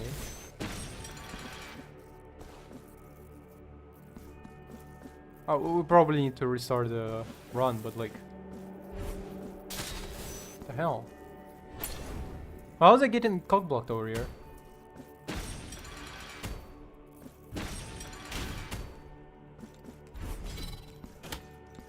Why are you running?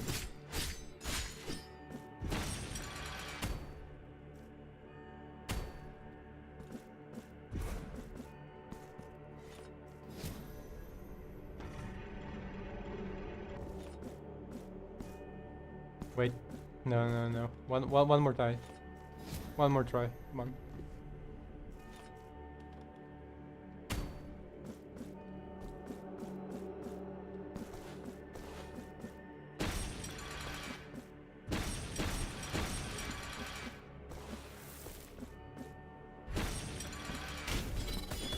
Fuck. You serious? Again? Fucking okay, hold on. Why is the transition so fucked?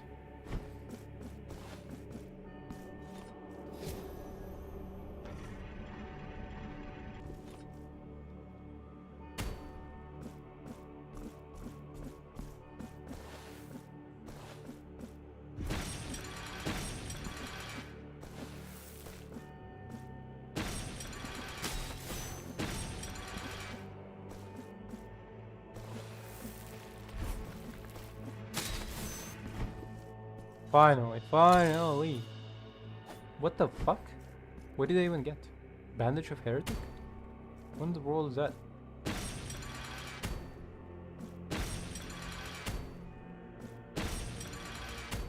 Low martial art manhwas, I really like them a lot because they're very interesting premise. Like regular martial arts manhwas are pretty interesting, right? They have like they're like, oh, what if you could cast like magic out of your fingertips, right? But like no magic martial arts where it's like just like, what if this guy beats the fuck out of another guy using nothing but his fist? That's cool.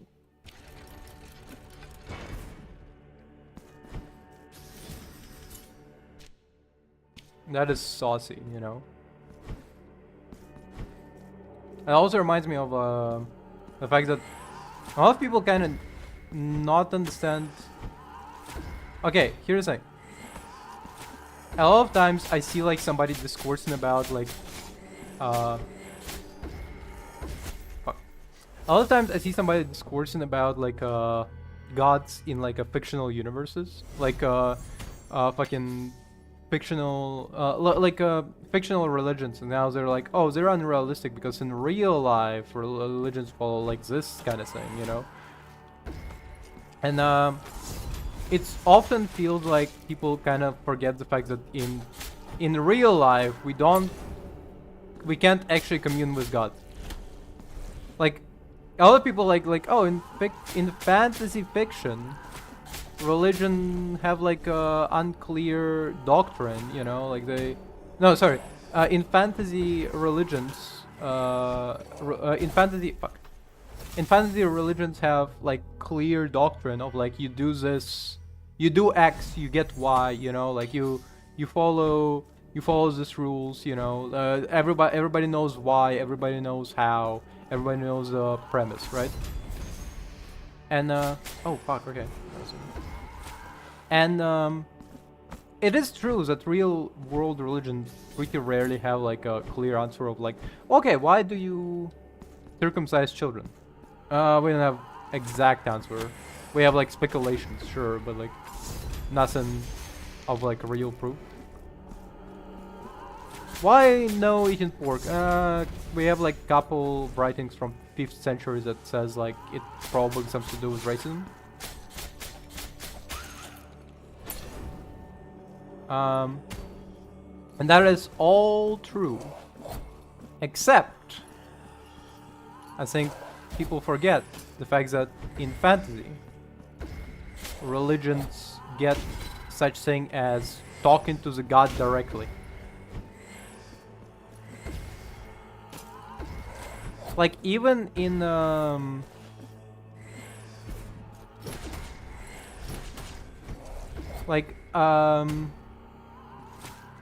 I saw the Discord in regards to actually directly in regards to fucking what's his name? Not Tolkien. George R. Martin, right? The Song of Ice and Fire, and the fact that they have organized religion, and J.R.R. Martin did try to make it look very much like a real world religion where people kind of like have like different opinions on the doctrine and they not always agree on it, but in the end you still end up with the with like a preset rule book, you know. You still end up with the fucking piece of shit. In the end you still end up with the priest knowing exactly what the fuck happened, and you know, like oh, the reason you're not doing this is because fucking dragons are you or whatever, you know. The reason we have to excommunicate you is because of this saying back in whatever. There's no leniency or whatever. But even then, again, in George R.R. Martin world, gods are real. I think often people kind of forget because of how low fantasy's setting is, but the gods in George R.R. Martin books are real things, you know. Like magic is real in Song of Ice and Fire. You have fucking dragons. You have fucking massive lizards who breathe fire. You have a woman who escaped fire, who escaped getting burned to death because she has magic fire-breathing dragon blood.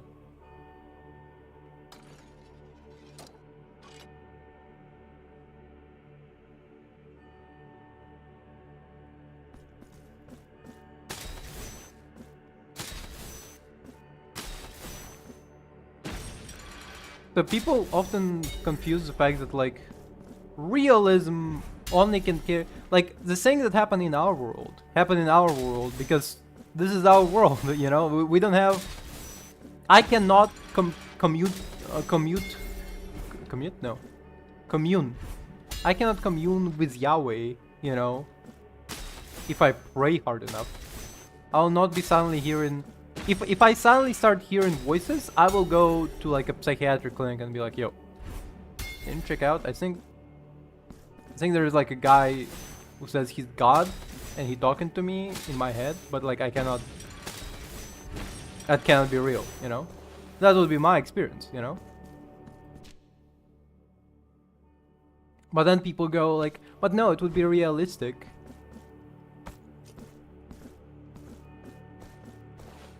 It would be like in the real world, cults about the Sun Eater would not be outright telling you that they're cults dedicated to the guy who's gonna eat the sun. And it's like, yeah, but then like real world, we would not likely go to the Sun Eater cult because the fucking, how do you prove that your god will eat the sun? Like with mass sacrifices, you're gonna be like what's gonna happen if you have like a Sun Eater cult in real life is that eventually the head priest is gonna be like, okay, to appease our god, we have to all drink Kool-Aid and kill ourselves. And then he will devour the sun. And then they kill themselves and the sun's still around. That would happen in real life.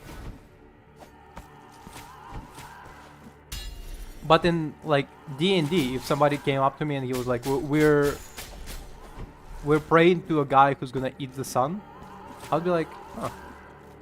I mean, I think we need to like stop you. I actually like the sun. Ra? My best friend, actually.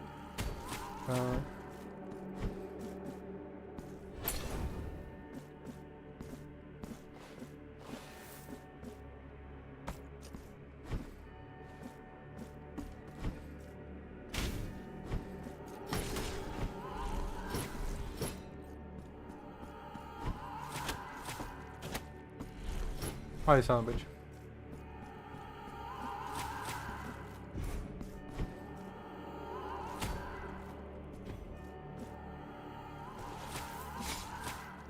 You serious?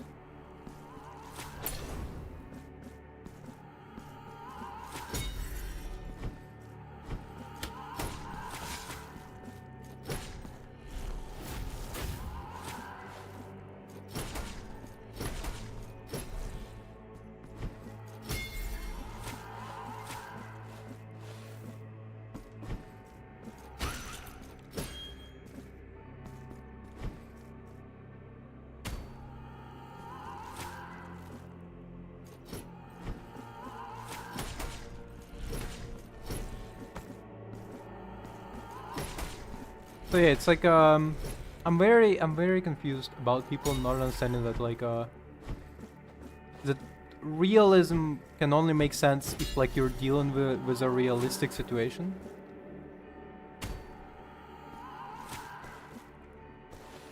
Like how many of you got approached by a cult and like it turned out that it's a bunch of baloney? Probably a lot of times. How many of you got approached by a cult and it turned out that actually Sun Eater does exist? And he will devour the sun if we sacrifice like 33 virgins.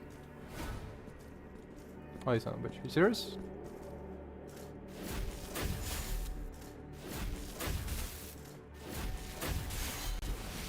I don't deal with you. Fuck.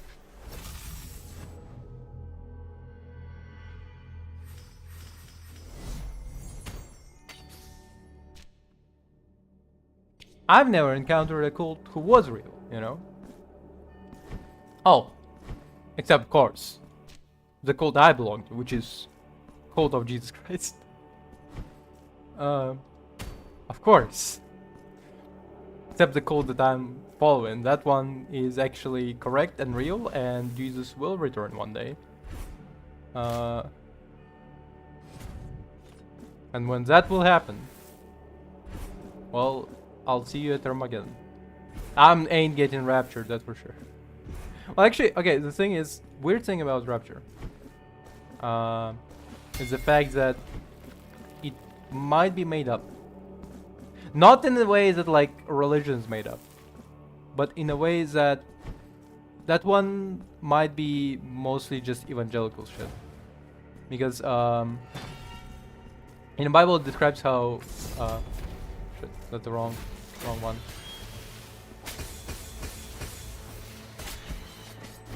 Whoa, what the fuck? That's an enormous amount of HP.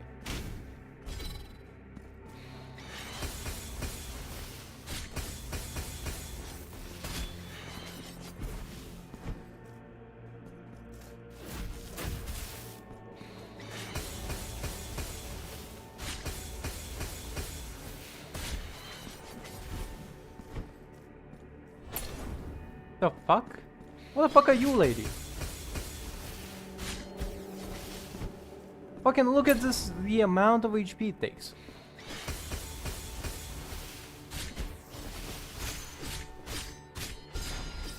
Jesus Christ. Let's never meet again.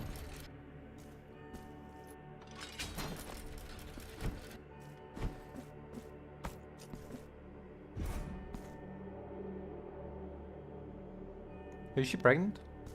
Is she preggers?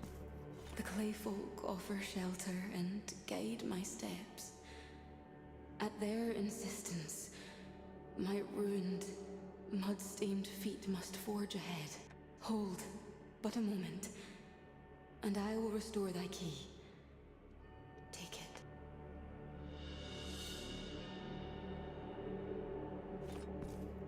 Now, I must go where the mud beckons. Now...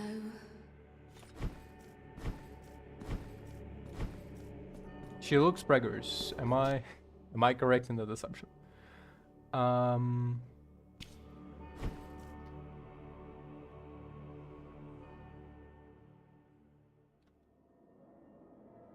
Master, who dwells within this sword of crystal, disperse the fog that blurs my reason.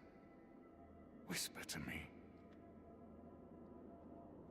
What ancient power do you seek in the Penitent One? Okay, so he wants to attack us for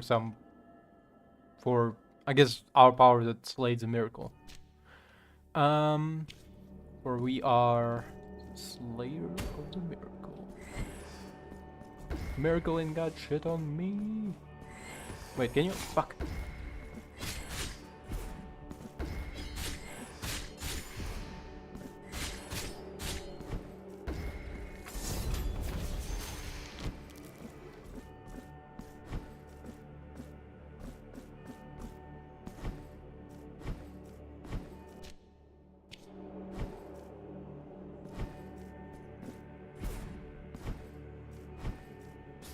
Like in D&D, where magic, I'm back on the cool thing. In D&D, where magic exists, right? Or in this world, where there is like. Oh hey MJ, how's it going? I was just talking about. Okay, so I saw like a post from like Tumblr about how like religion in a lot of fantasy is not super realistic, and a lot of it just boils down to the fact that, well, in fantasy, religion is like real. Like, if you're praying to Sun Eater, bruh.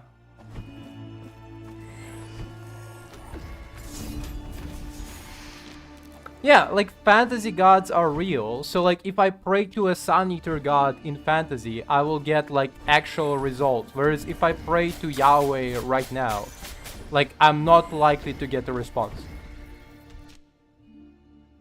Really? Proud of me? For what? Like that's worse than like that's worse than like if she was disappointed. Like.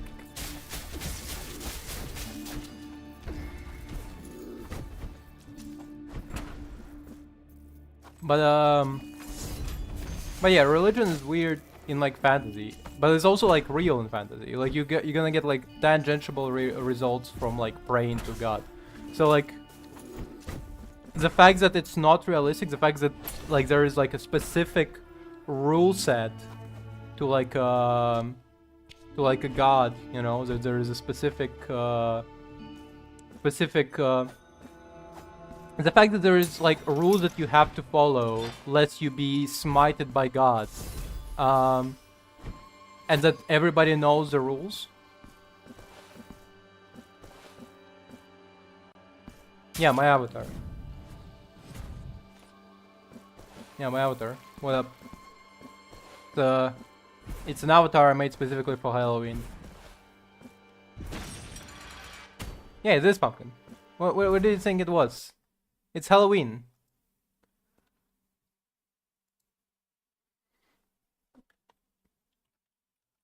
But well, yeah. I also made these arms. These funky little arms.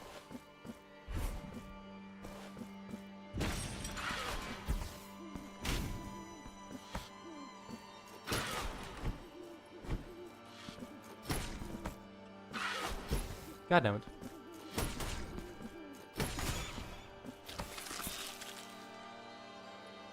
From what? Awesome. Well, they are like skeleton hands. They're skeleton hands. No. I assume I can't pass through that one right now.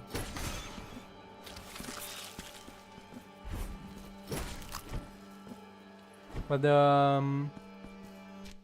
uh-huh. Okay, sure. Can't pass through here right now either.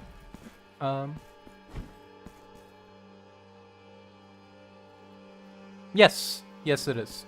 It's Blasphemous 2. It's because, yeah, sure. The writing of, it's the name of the game because I wanted to make it like, to put the game more into the corner because the game is very beautiful, very detailed, and so I didn't want to obscure a lot of it.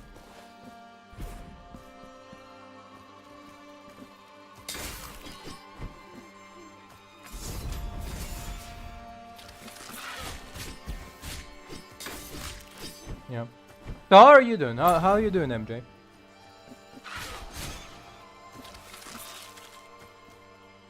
Vampire? Oh yeah, I heard about Vampire.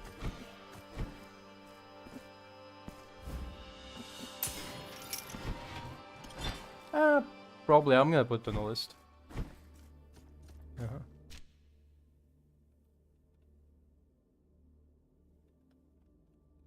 Yeah.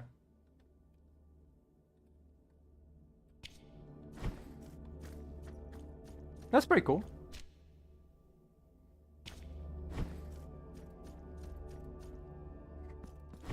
Okay, I think that's a little bit too much being proud of your country from you Italians, because the idea that like a game would go onto like in like national news.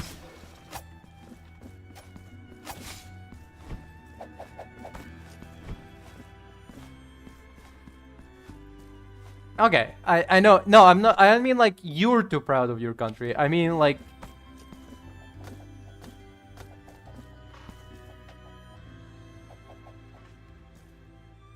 But too non-Italian?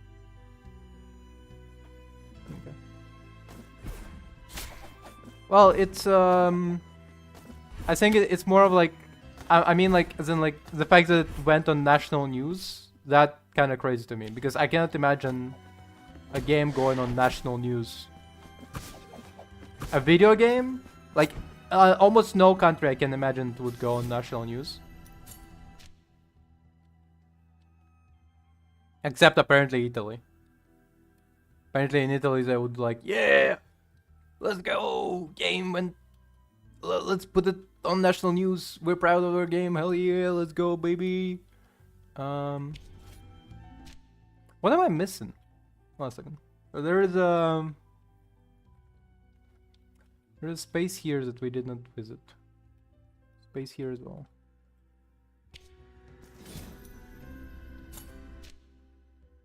Ah, okay. Okay, that's a little bit less. That's a little bit less. Because I imagine it to be like for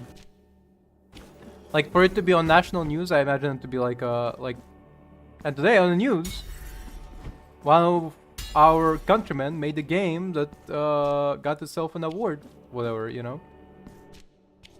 Like, let's all clap for. Yeah. Yeah, like if it was like a main, like I imagine it to be like a main news when you say like international news. I don't imagine it to be like you know, like a segment. Because like, yeah, like so it's like in Ukraine you would have like a segment about like by the way, like yeah, like in Ukraine you would have like a segment about. You see how the edge shines upon me bare nape. My long-awaited end draws near. Oh, unforgiving destiny, allow this sinner to slumber in the icy bed of your embrace. I will find my consolation in the oblivion of existence. You see? Okay.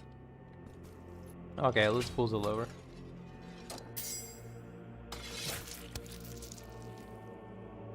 Yeah. Oh. We get to pick up Pearl of Punishment from him. Okay. What is that? HP gain when breaking an object. Oh. Oh, wait.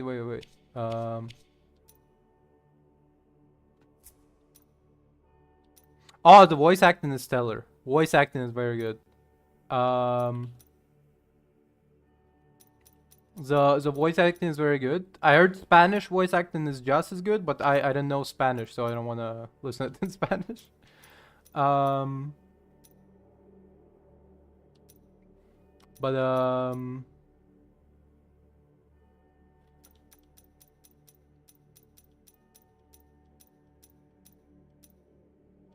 don't know. Do they have Italian one? Wait a minute. If I go into settings, right? Game options, audio. No, that's not it. Hi. Hello. Text audio language. No, they only have Spanish and English. They don't have Italian. They probably have like some fan-made Italian, but like they don't have Italian proper. Yeah, because it's no, that's because they have the game was made by I think Spanish studio. Hold on a second. Blasphemous game.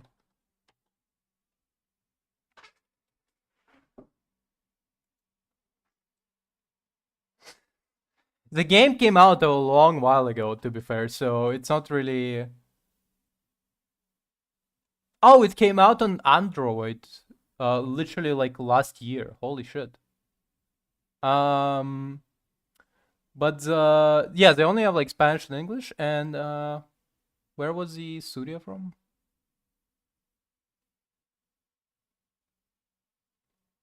I'm gonna check out just a second. I was trying to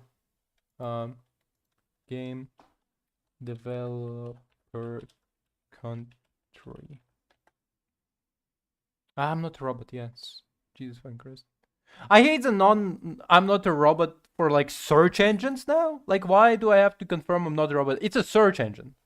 Yeah, they from Seville, Spain. Okay. For text, let's check it out. Game. Yeah, they have Italian. They have literally any. They don't have English. They don't have Ukrainian, sadly. But you know, didn't expect them to have Ukrainian.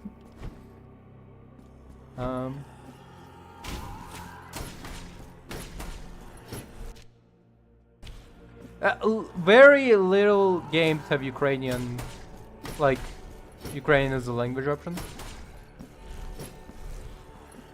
Especially like a small studio, you don't expect them to have it. Yeah, like if I remember, I mean technically, like it's usually like fan translated, for example. You usually have like a fan translations where it's like, if you want to, you can like download a mod pack and they're like here's like 3 Ukrainians just translating the entire game. Ukrainian like Metro series game had entire thing voiced in Ukrainian because the studio is Ukrainian, so they were like, yeah, well, why not? But so yeah, I think, I mean, I'm pretty sure Stalker as well has Ukrainian as an option. But again, it's because the studio is Ukrainian. No, no, it's not popular enough. It's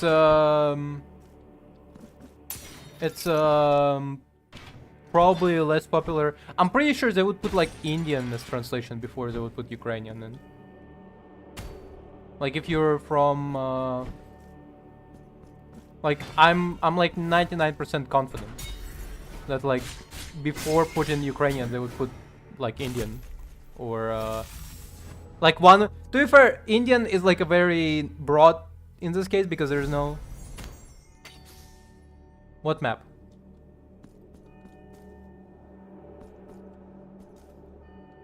What map are you talking about?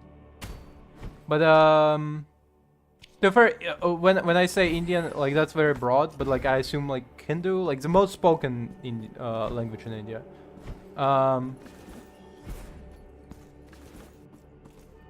Yeah. But no. Well, I'm just trying to check out where I'm going because I kind of tend to get lost. But yeah, like it objectively makes more sense to have like a popular language in India before having Ukrainian because probably more people speak it. But also the problem is the fact that with India you have like many other territorial languages, like straight up, like not even a dialect. Like you would have like in Italy you have like Sicilian dialect and you have like a Florentian dialect, but like straight up a whole different language. And so I think like not many people would go like and pick India as their choice to translate. Fuck.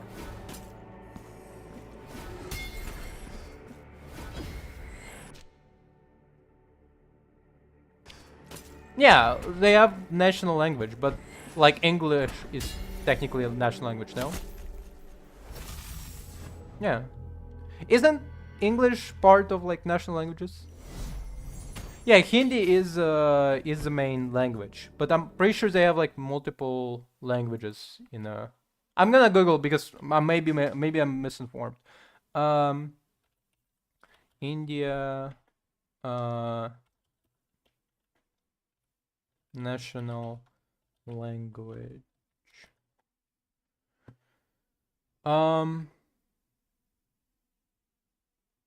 Yeah, it does not have designated national language. It is not officially recognized in country's legal framework. However, Hindi.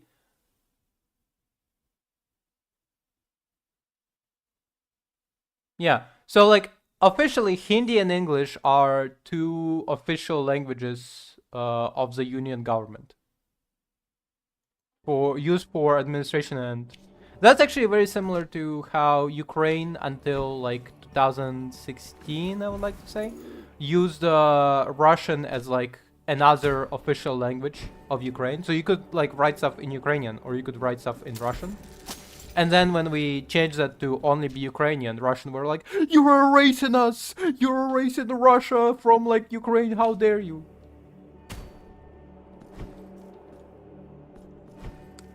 I don't know how pissed off UK would be if like India made like one national language and it wouldn't be English. Yeah, but I don't know how pissed off UK would be if they did that in India, but I think in India you would have like bigger problem of like you have like dozens and dozens of other languages besides Hindi that people speak. So are you really gonna go with like the least are you really gonna go with the language that not everybody speaks?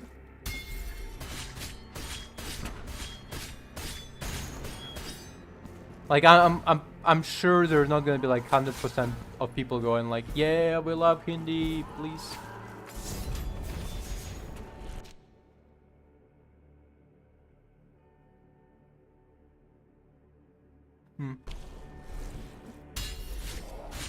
Wait, what is this reference to? Like the.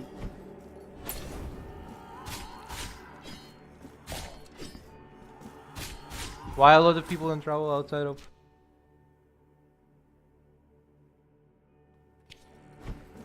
I mean, maybe. Like...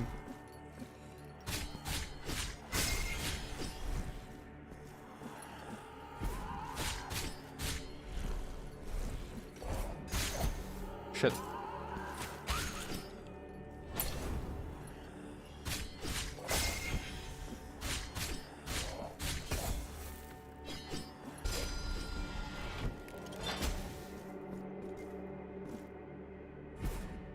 Yeah, Hindi is the most spoken language in India. That we already pre-established.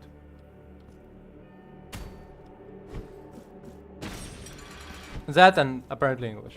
So I'm not surprised that English is the most spoken language. It's just more of like a. It's kind of like it always makes me think like fuck, English did colonize a lot of countries.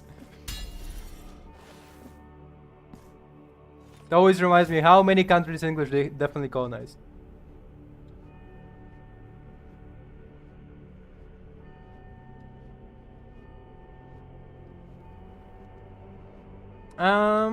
I mean, yeah, probably, but yeah, you're probably right about that one. Yeah.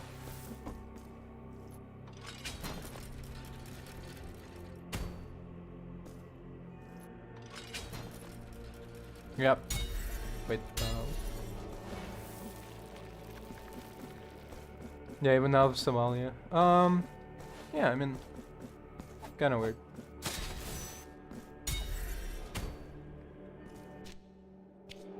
It always just makes you think about how much Ukraine was on like a back foot of every single time, like in history. Like we really did not have a good prosperous streak.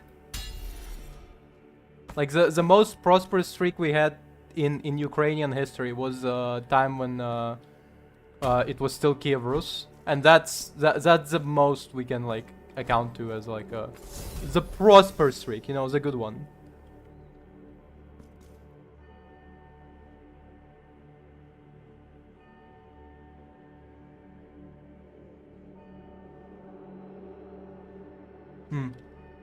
Yeah, yeah, you told me about that.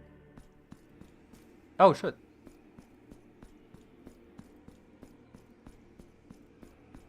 Hey girl, how's it going? I see you're not taking care of your skin well. Oh, what?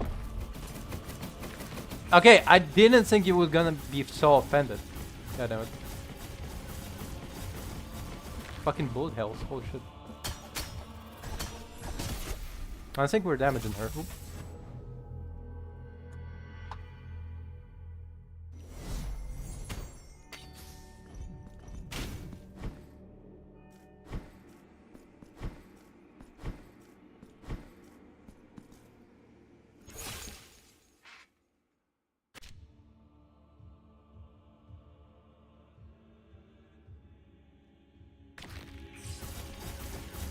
Well, yeah, you keep misspelling Italian. I know. I think your ancestors are not smiling upon you right now.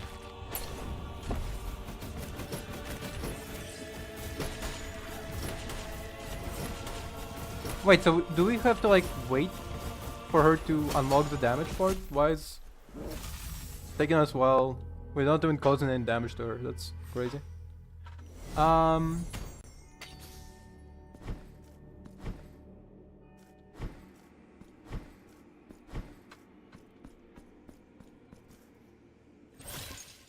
Yeah.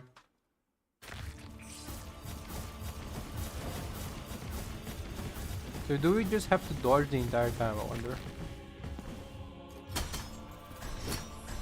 Fuck.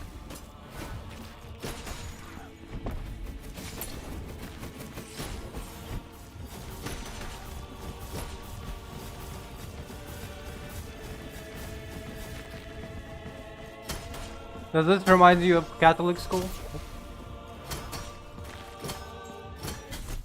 We ain't even causing damage. I don't get, like, what the fuck am I supposed to do? Is there, am I missing something? Hold on a second.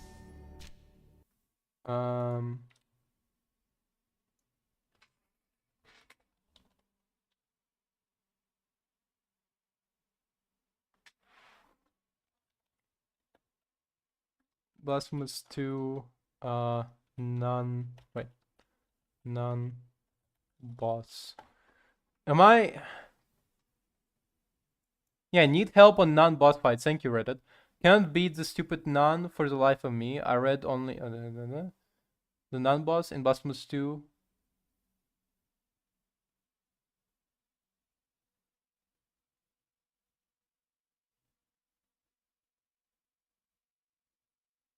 Wait, what?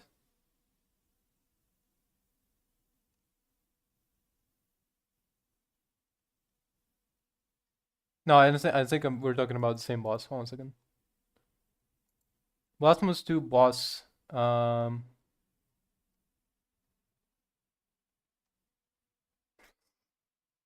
it's a DLC boss. Imprisoned Silent Nun. I mean, we haven't talked in a while, so it's nice to have you around.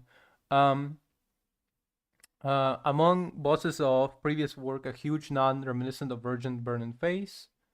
The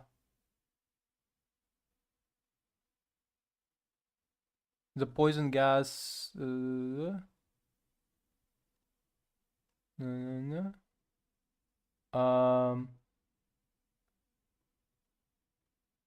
But we don't deal any damage. Why am I not dealing any damage? That's the question. So it all.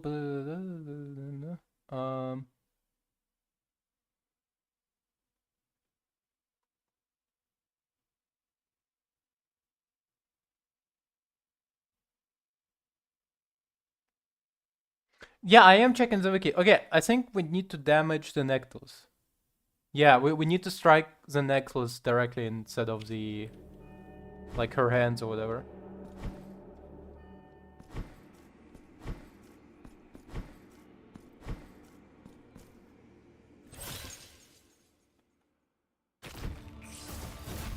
Wait, hold up. Fuck.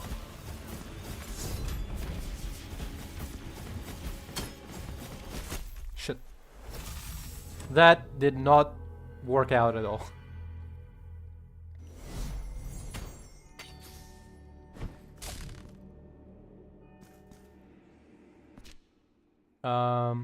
Let's see, we do need to change the...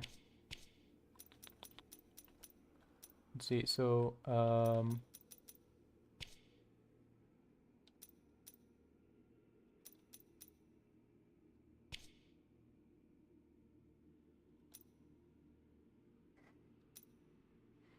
no, it's not your fault. I just haven't... I have never played against this boss before, so I have no idea how to beat them. Wait, actually? 1 second. I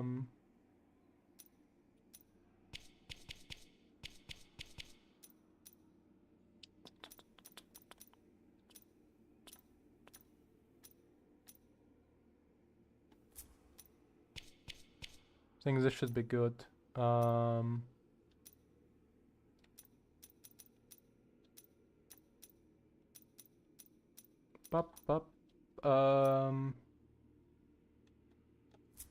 Let's go with this.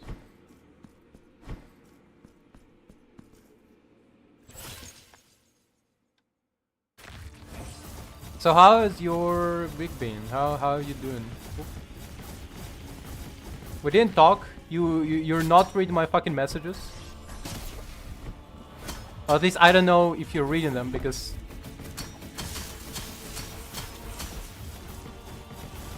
Wait, fuck.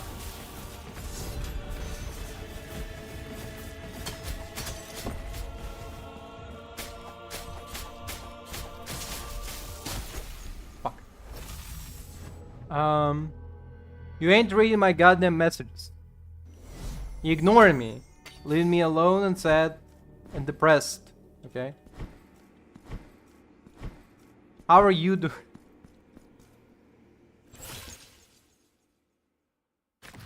Wait, one of the recommendations from the wiki was to grab this spell, I think.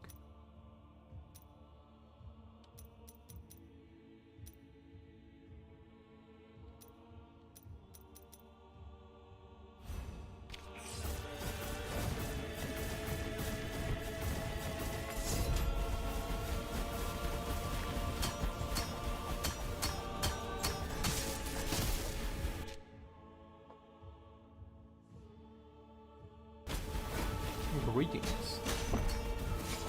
So how are you doing? You ain't reading my fucking messages? You ain't responding at all? How are you doing? How's your week been?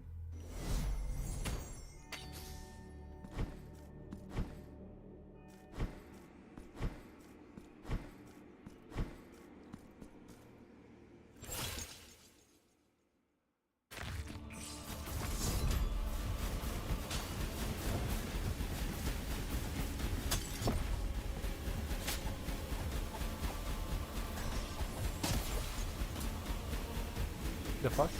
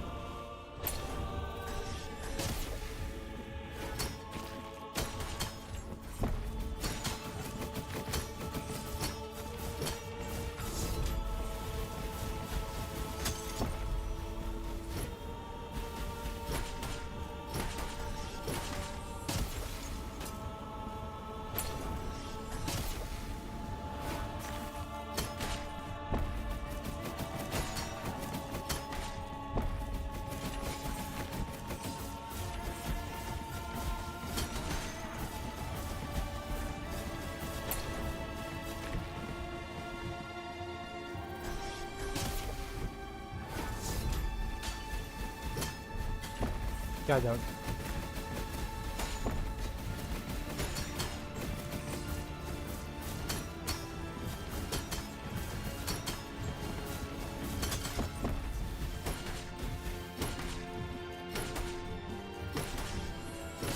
Ah.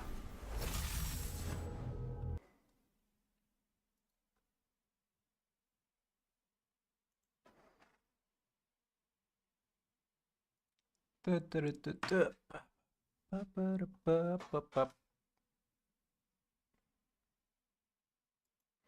might need to go cleanse our sins to that weird priest.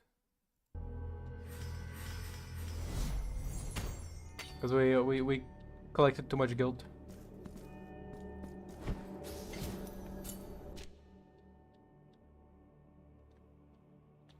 Son of a bitch. I asked you like 2 times the same thing. You were not watching the entire...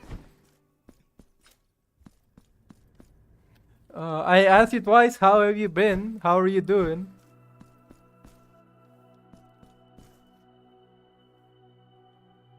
Yeah. So be it. The sacrament has been now going. The same question to them. Okay, if you're better, that's good.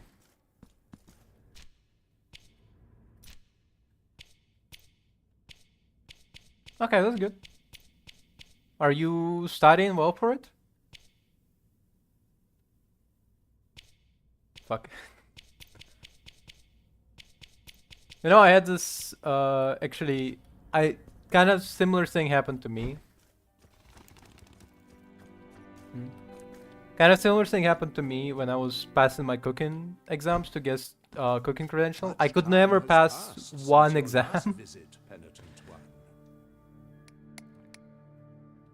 Well, maybe you can study while you're watching me right now. Maybe you can go, like, pull out the math homework. All who were there were blinded by a light, a fleeting flash that compelled us all to avert our gaze, thus casting us into the remnants of that radiance, engraved upon me the merciful visage, beautiful in both form and proportion, of Our Lady. Never could I forget it, for I was branded by that fire that burns perpetually within mine own eyes. That's crazy. Can you imagine? You see like a flash of light and then like an image. May the hands Great. of the miracle guide thee, penitent. So can you imagine you see like a flash of light and now forever like an image of a Okay, sure. Can you imagine like a flash of light and then a visage of like a holy woman is forever burned inside of your eyeballs? Hell yeah.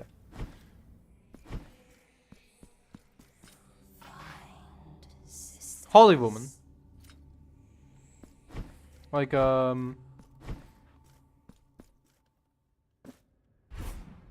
know you would love an image of a woman stuck in your head forever, but like... yeah, that's exactly what I was thinking. But I mean more in the sense of like, you cannot see anything else, okay? I mean it more in the sense of like, you now no longer can see anything else. Yeah, of course I know you're a fucking ass. I know you're gonna be like, well, I mean, if she's a baddie, I wouldn't mind seeing her forever. But it also means that you're blind, so that's kind of like a different question in this case.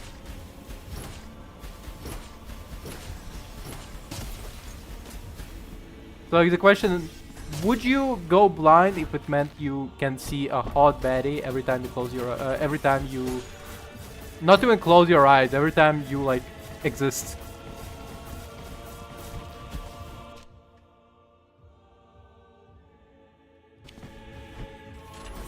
No, you're not like, you're not in a relationship with this woman. You're not in a relationship with this woman. Imagine like you're forever stuck seeing, I don't know, one of your Blackpink band members, you know, forever just like one of their faces just looks at you forever. And like you cannot see anything else. There is literally like nothing else in front of you. You cannot see anything.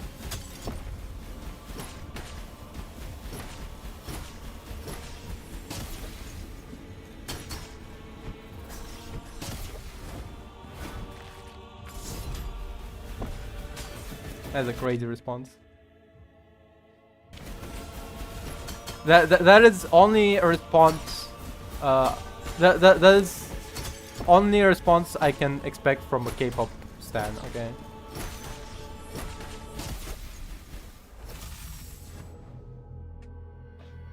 That's only the shit that K-pop stan. That's exactly what I expect from K-pop stan to say.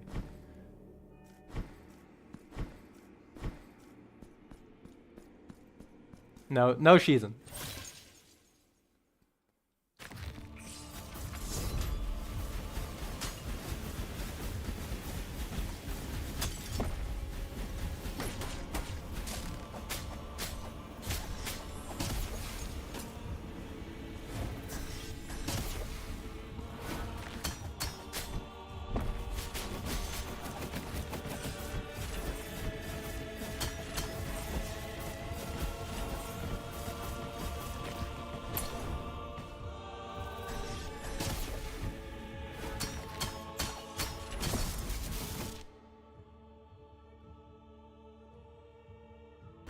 No.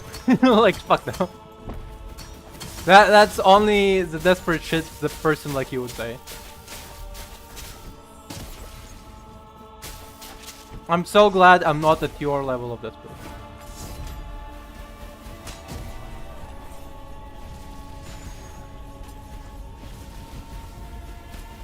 The fuck? I can't even dodge this shit.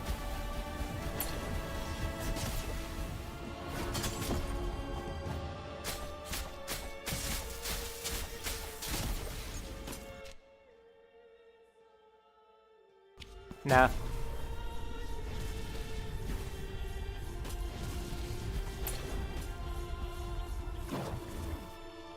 Nah. I am not approving of this. I'm saying this as a friend. I think you need to seek professional help. Like,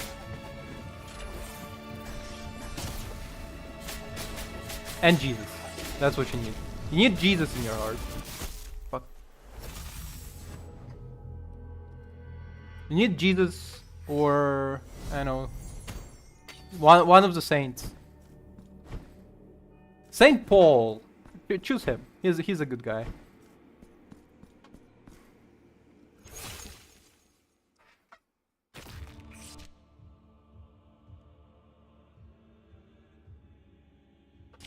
No, because I don't worship Jesus. I don't worship. Okay, number one, I know the meme, you sent it before. Number two, I don't worship Johnny Cash. I just like his music. You ain't gonna catch me in fucking cold day in hell.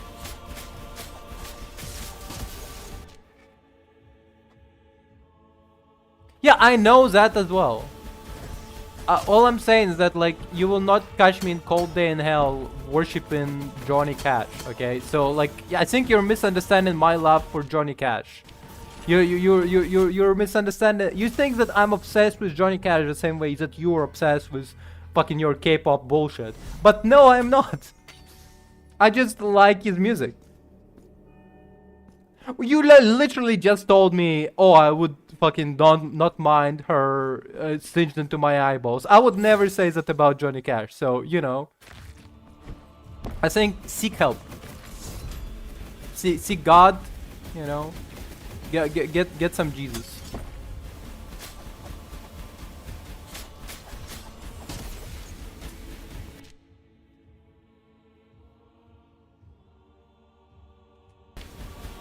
Okay, I see how it is. I see. Okay.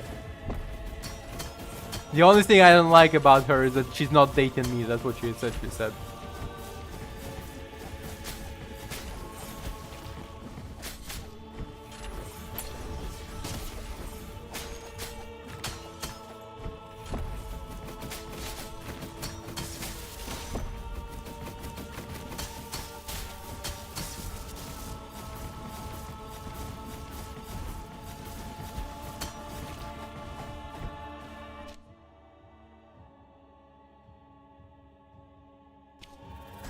Yeah, sure. Whatever. Right. I believe. I would blink, but I disable it on this model, so. I mean wink.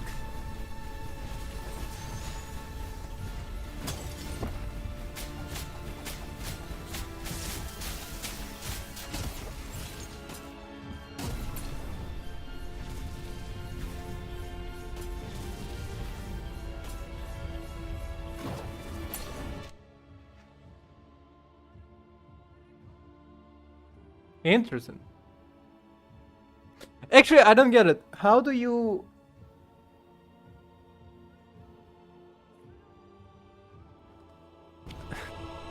Self-respect. Well, clearly she didn't have a self-respect, but what I'm thinking about is like, that's actually one thing that I'm always curious. How do you date a misogynist? Because misogynist isn't simply like a... Misogynists don't simply dislike women, they fucking hate women. So how would you date one? Like, how would you date somebody who hates you? Like, you gotta have some like weird king if you dating somebody who hates you.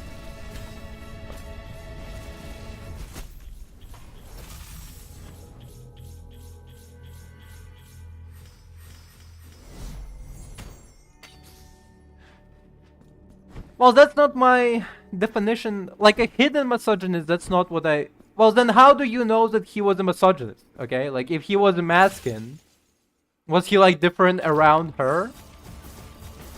Because again, the question is like, how do you date somebody who's like around... He's around you like 24/7, like, I fucking hate women, and then he's like, but I love you. Like, it's a... That's like, the question is, how do you square the circle, you know?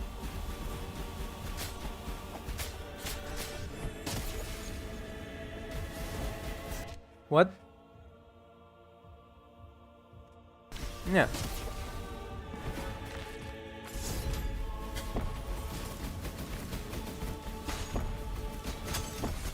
Fuck.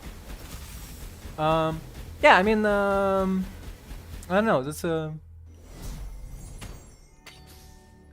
yeah, that's again, what I mean is like, I cannot square the circle of like, how do you date like, if somebody in front of me was like, I hate men, I hate men, I hate men, and then like was like,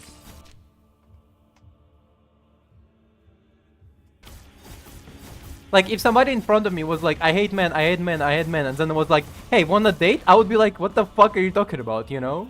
So that's why, like I'm asking, like, what motivates somebody to date a misogynist, you know?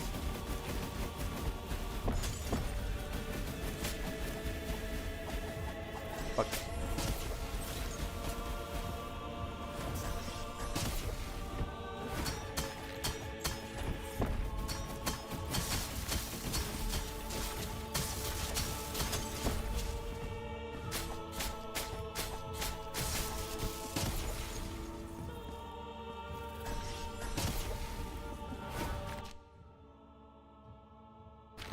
No, it's not a problem around celebrities. It's because it doesn't like make sense. Like, even if you're a celebrity, you gotta know that like he hates women, you know. Like, surely you don't think you're different.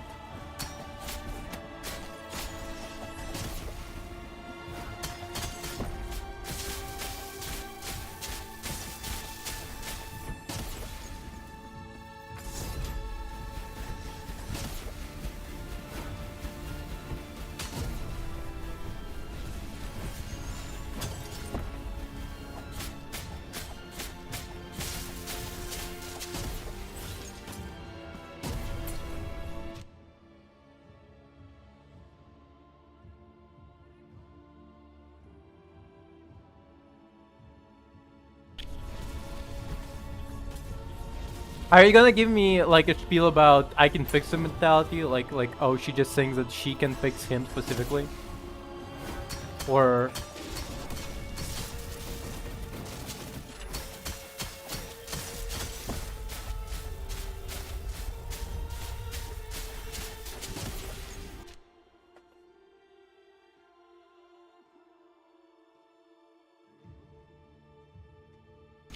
okay. Well, I never stand a celebrity, so I don't know how to feel about it, so sure.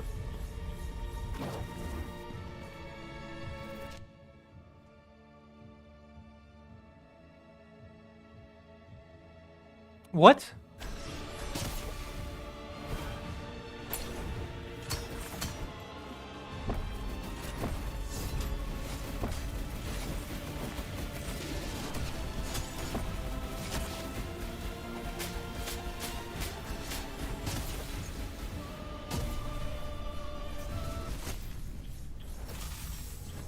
Like, are you talking to me? Like, do I believe celebrities unless the evidence is really bad, or unless there is evidence? Or do you mean...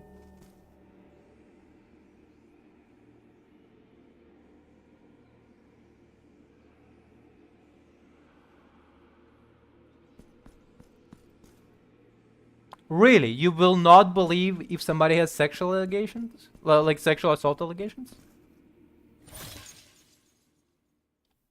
Yeah, well, I guess I'm not very, like, a gossipy bitch kind of person, so I don't care about gossip. I only care if it's somebody I hate, so... Like, example, like, did you see the video I sent to you about... I sent a lot of videos, I know, but, like, that one is about Hassan. Have you seen that one?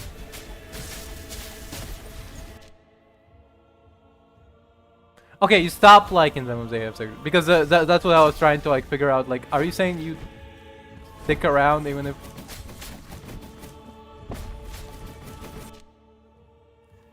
So did you see the video I sent about Hassan? Because that one got me kind of curious.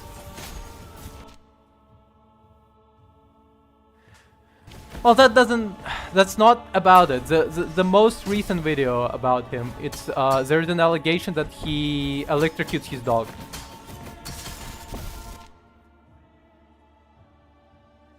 Okay. Like, the most recent allegation against him is that he electrocutes his dog. He uses like a shock collar. The dog ain't true. That's what you're saying.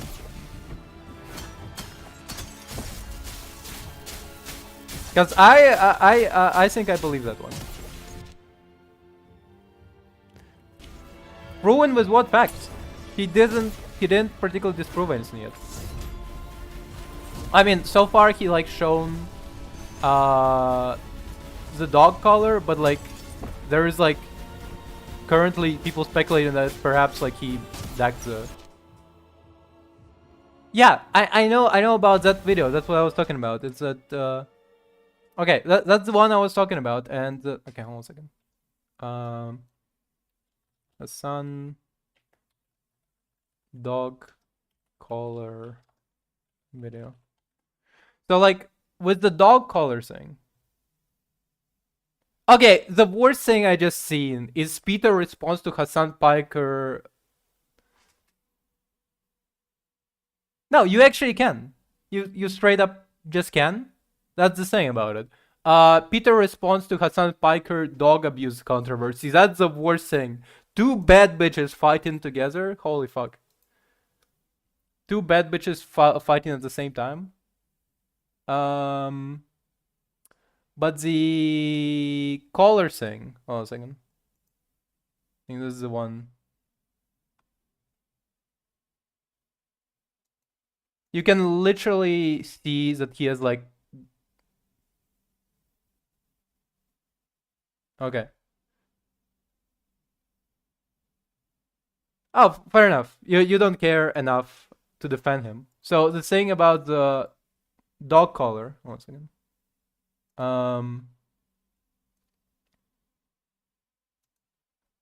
Is that it literally boiled down to the fact that if you look at this model, you can see that so the shock collar version looks like this, right? And vibration only doesn't have the pieces that he has, right? Doesn't have the square screen, it has a round screen. It doesn't have the fucking button over here that he has.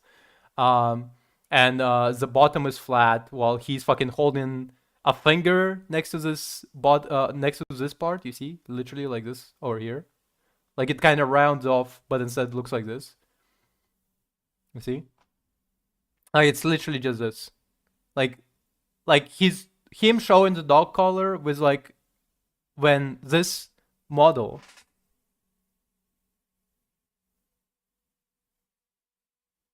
Yeah. Yeah, I mean I just hate Hassan personally.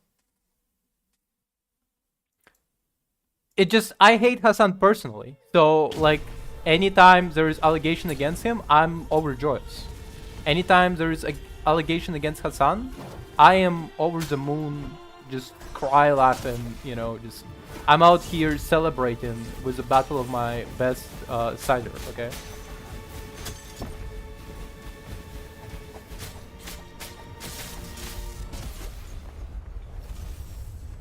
Yes, I am Hassan hater certified. I hate him. Here's the thing. It's a thing that I was talking about on my stream before. Is that if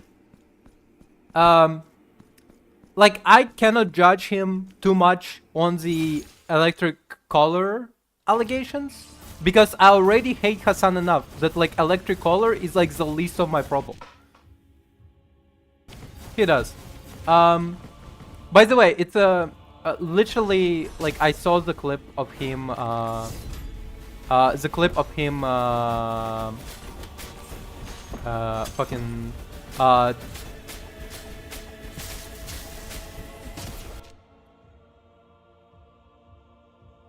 yeah, I don't watch his streams either. I just like because I am enough in like a on because I'm like just a lot on the internet. I just see him every now and then. I just always have to be like, I don't care, please remove him from my dashboard. He looks like a douche. And so I have to go like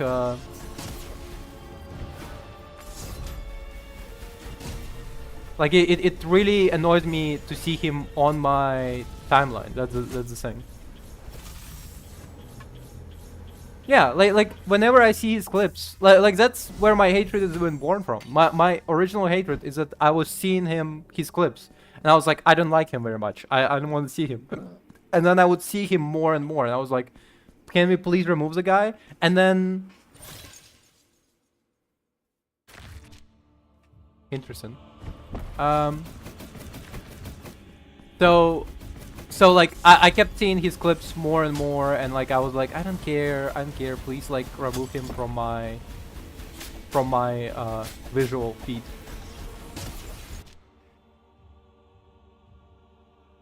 Interesting. Anyway, and so I would see more and more of Hassan.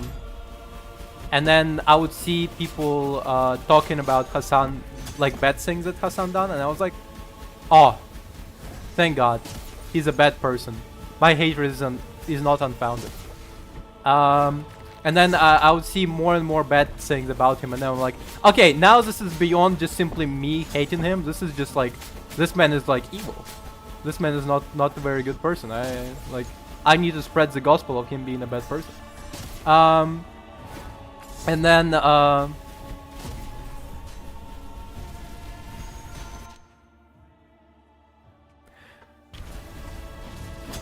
just because I agree with him doesn't mean that he's a good person. Like, especially because I believe that he's performative douche and he's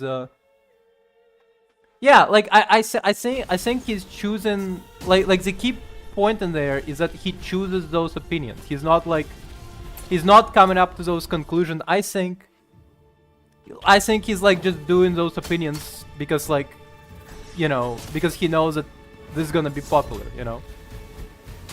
Like if like in the next couple of years all of his opinion would render him 0 views, he would like switch up so quick. Yeah, exactly. And additional point around it is that so yeah, so because of that, the shock collar is like the least of my problems with Hassan.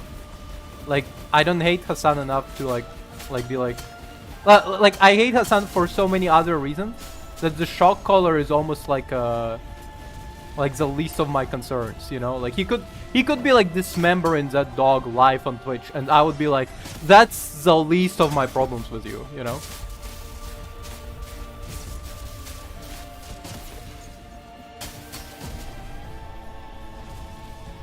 Fuck.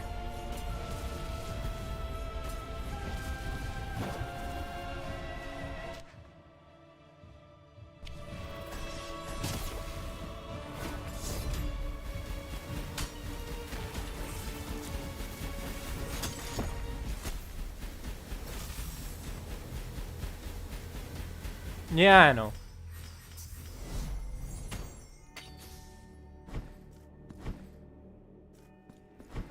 It's like when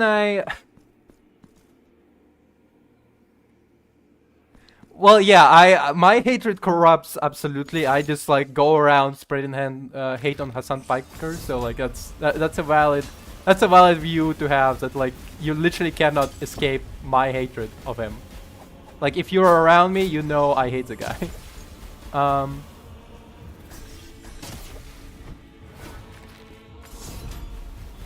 Also, by the way, one of the most recent clips I saw of him, and it made me chuckle a lot, because this man, like, you know how I always bring up that like he cannot shut the fuck up about Israel and Palestine for like never. Like, if like conversations happening.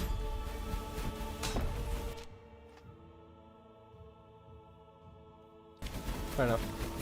Like if conversation is happening, he will bring up Israel and Palestine for whatever like, even if it's like doesn't relate to the conversation, he will bring it up. And so in the most recent clip, he was talking about the fact that Moist Critical made like a clip talking about Hassan Piker possibly electrocuting the dog. Like, he was talking about the fact that Moist Critical talked about Hassan Piker possibly electrocuting the dog, and he was like, how could, and essentially like Hassan boiled it down to, how could he not contact me beforehand and talk to me about it? He knows me, he can like literally DM me and ask me about like about my dog, right? And then he goes, well, what do you expect? And then he was like, well, what do you expect from a guy who only brought up that Israel killing Palestinians is bad 2 years ago? Which is like, what? Dude,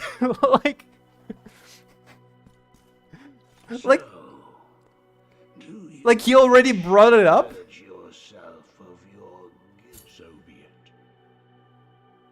No, it's like in my personal opinion, it's crazy because Moist Critical already talked about Palestine. He already brought it up. Hassan knows that Moist Critical brought it up, but he.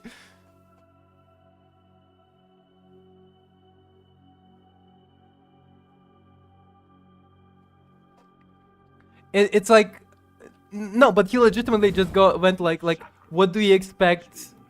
Because he essentially says like, oh, Moist Critical like chases views. He like goes on Reddit and he finds like topical topics from Reddit, and like it's all fair. It's all fair until he goes, oh, but what do you expect from a guy who only mentioned that like Israel killed in Palestine is bad like couple of years ago? It's like crazy to me because like he knows Moist Critical brought it up. He knows that Moist Critical like disavows Palestine killing Israel. Israel killing Palestine. But to make his defense ironclad for his audience, he has to make a straw man argument.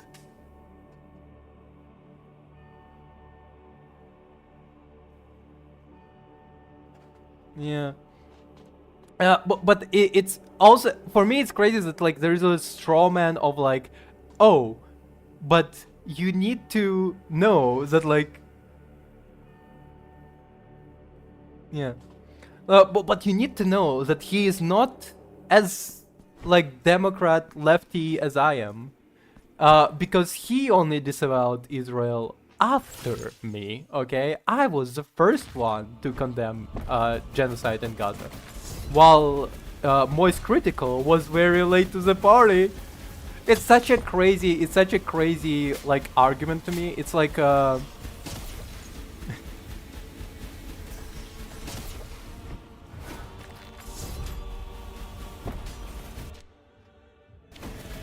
it's because here's the thing, like, yeah, you can be like tardy to the party and argue like and like not mention genocide in Gaza like for 2 years and then like mention it now, you know. Oh, by the way, that's very cool. But what I mean is that like, fair enough. Like probably not right now, but like it's also, by the way, it wasn't even about the fact that like he disavowed it like privately. He was like, interesting. It wasn't even about Moist Critical disavowing Israel killing Palestinians like privately. It was about him talking about it on his channel only recently, which is like so crazy to me that like, oh, so like, number one, you're tardy to the party. You're too late. You should have mentioned it. You should have mentioned it yesterday, fuckboy. But it's second of all, it's the fact that it's only about the public denouncement in like on a YouTube channel. That like overall, Moist Critical doesn't have a very political YouTube channel. Like the most political Moist Critical gets is when he like talking about like Epstein files, for example. He's talking about like how they keep like delaying Epstein files released. Like he's like, this is such a like he keeps mentioning how it's like a clown show. But it's like, you know, he overall not very political about it. Yeah.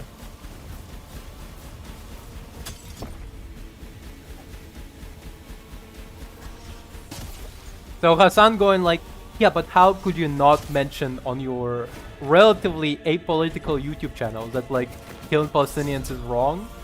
But even if you mentioned it, why didn't you mention it sooner? Like the argument, the argument from Hassan, like this argument from Hassan could have worked like if Moist Critical like mentioned it like 1 second too late. Like, yeah, but Moist Critical didn't mention about killing Palestinians like a week after it happened, you know? He didn't mention it when Israel was founded after Second World War. Yeah.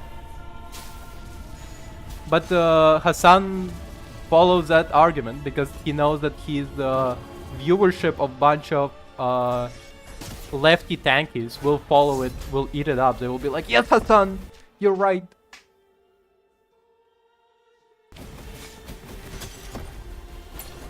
He's like lefty tanky audience would be like, yes, Hassan, you're so right.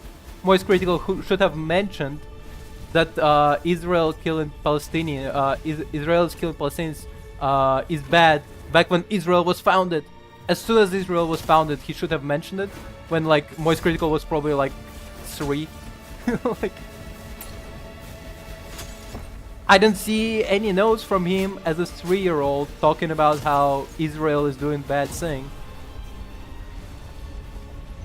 I don't know how to fucking dodge this thing. I need to like read the wiki or something.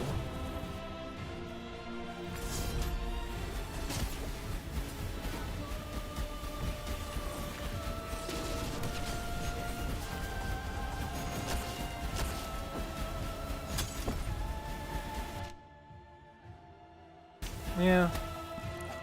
I know, I just don't like Hassan very much, so I don't care.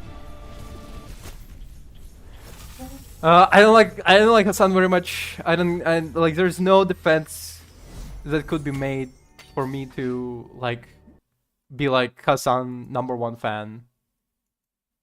Like to make me Hassan #1 fan, you would have to like lobotomize me probably. I would probably just put the needle right through my brain and go like a scramble, you know, make it like a nice omelet in there.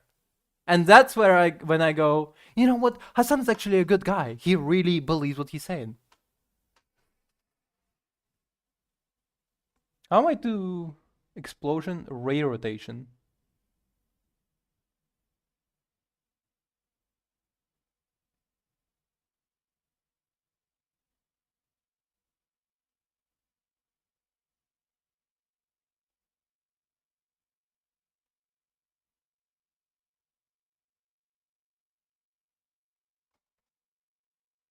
Wait.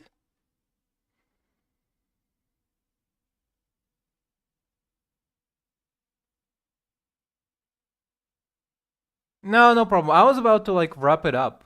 I'm gonna do Blasphemous 2 tomorrow. We're gonna come back to this boss battle probably. Or do something else. I'm gonna need to do like a schedule for tomorrow to figure out what I need to do next. Okay. Thank you, thank you, MJ, for being here. It's nice to have somebody to talk to while I'm playing. On this note, thank you very much for watching. Tomorrow, Blasphemous 2. After tomorrow, Hollow Knight, God Pantheon. After tomorrow, Fear 3. Thank you very much for watching. Have a good day. Bye.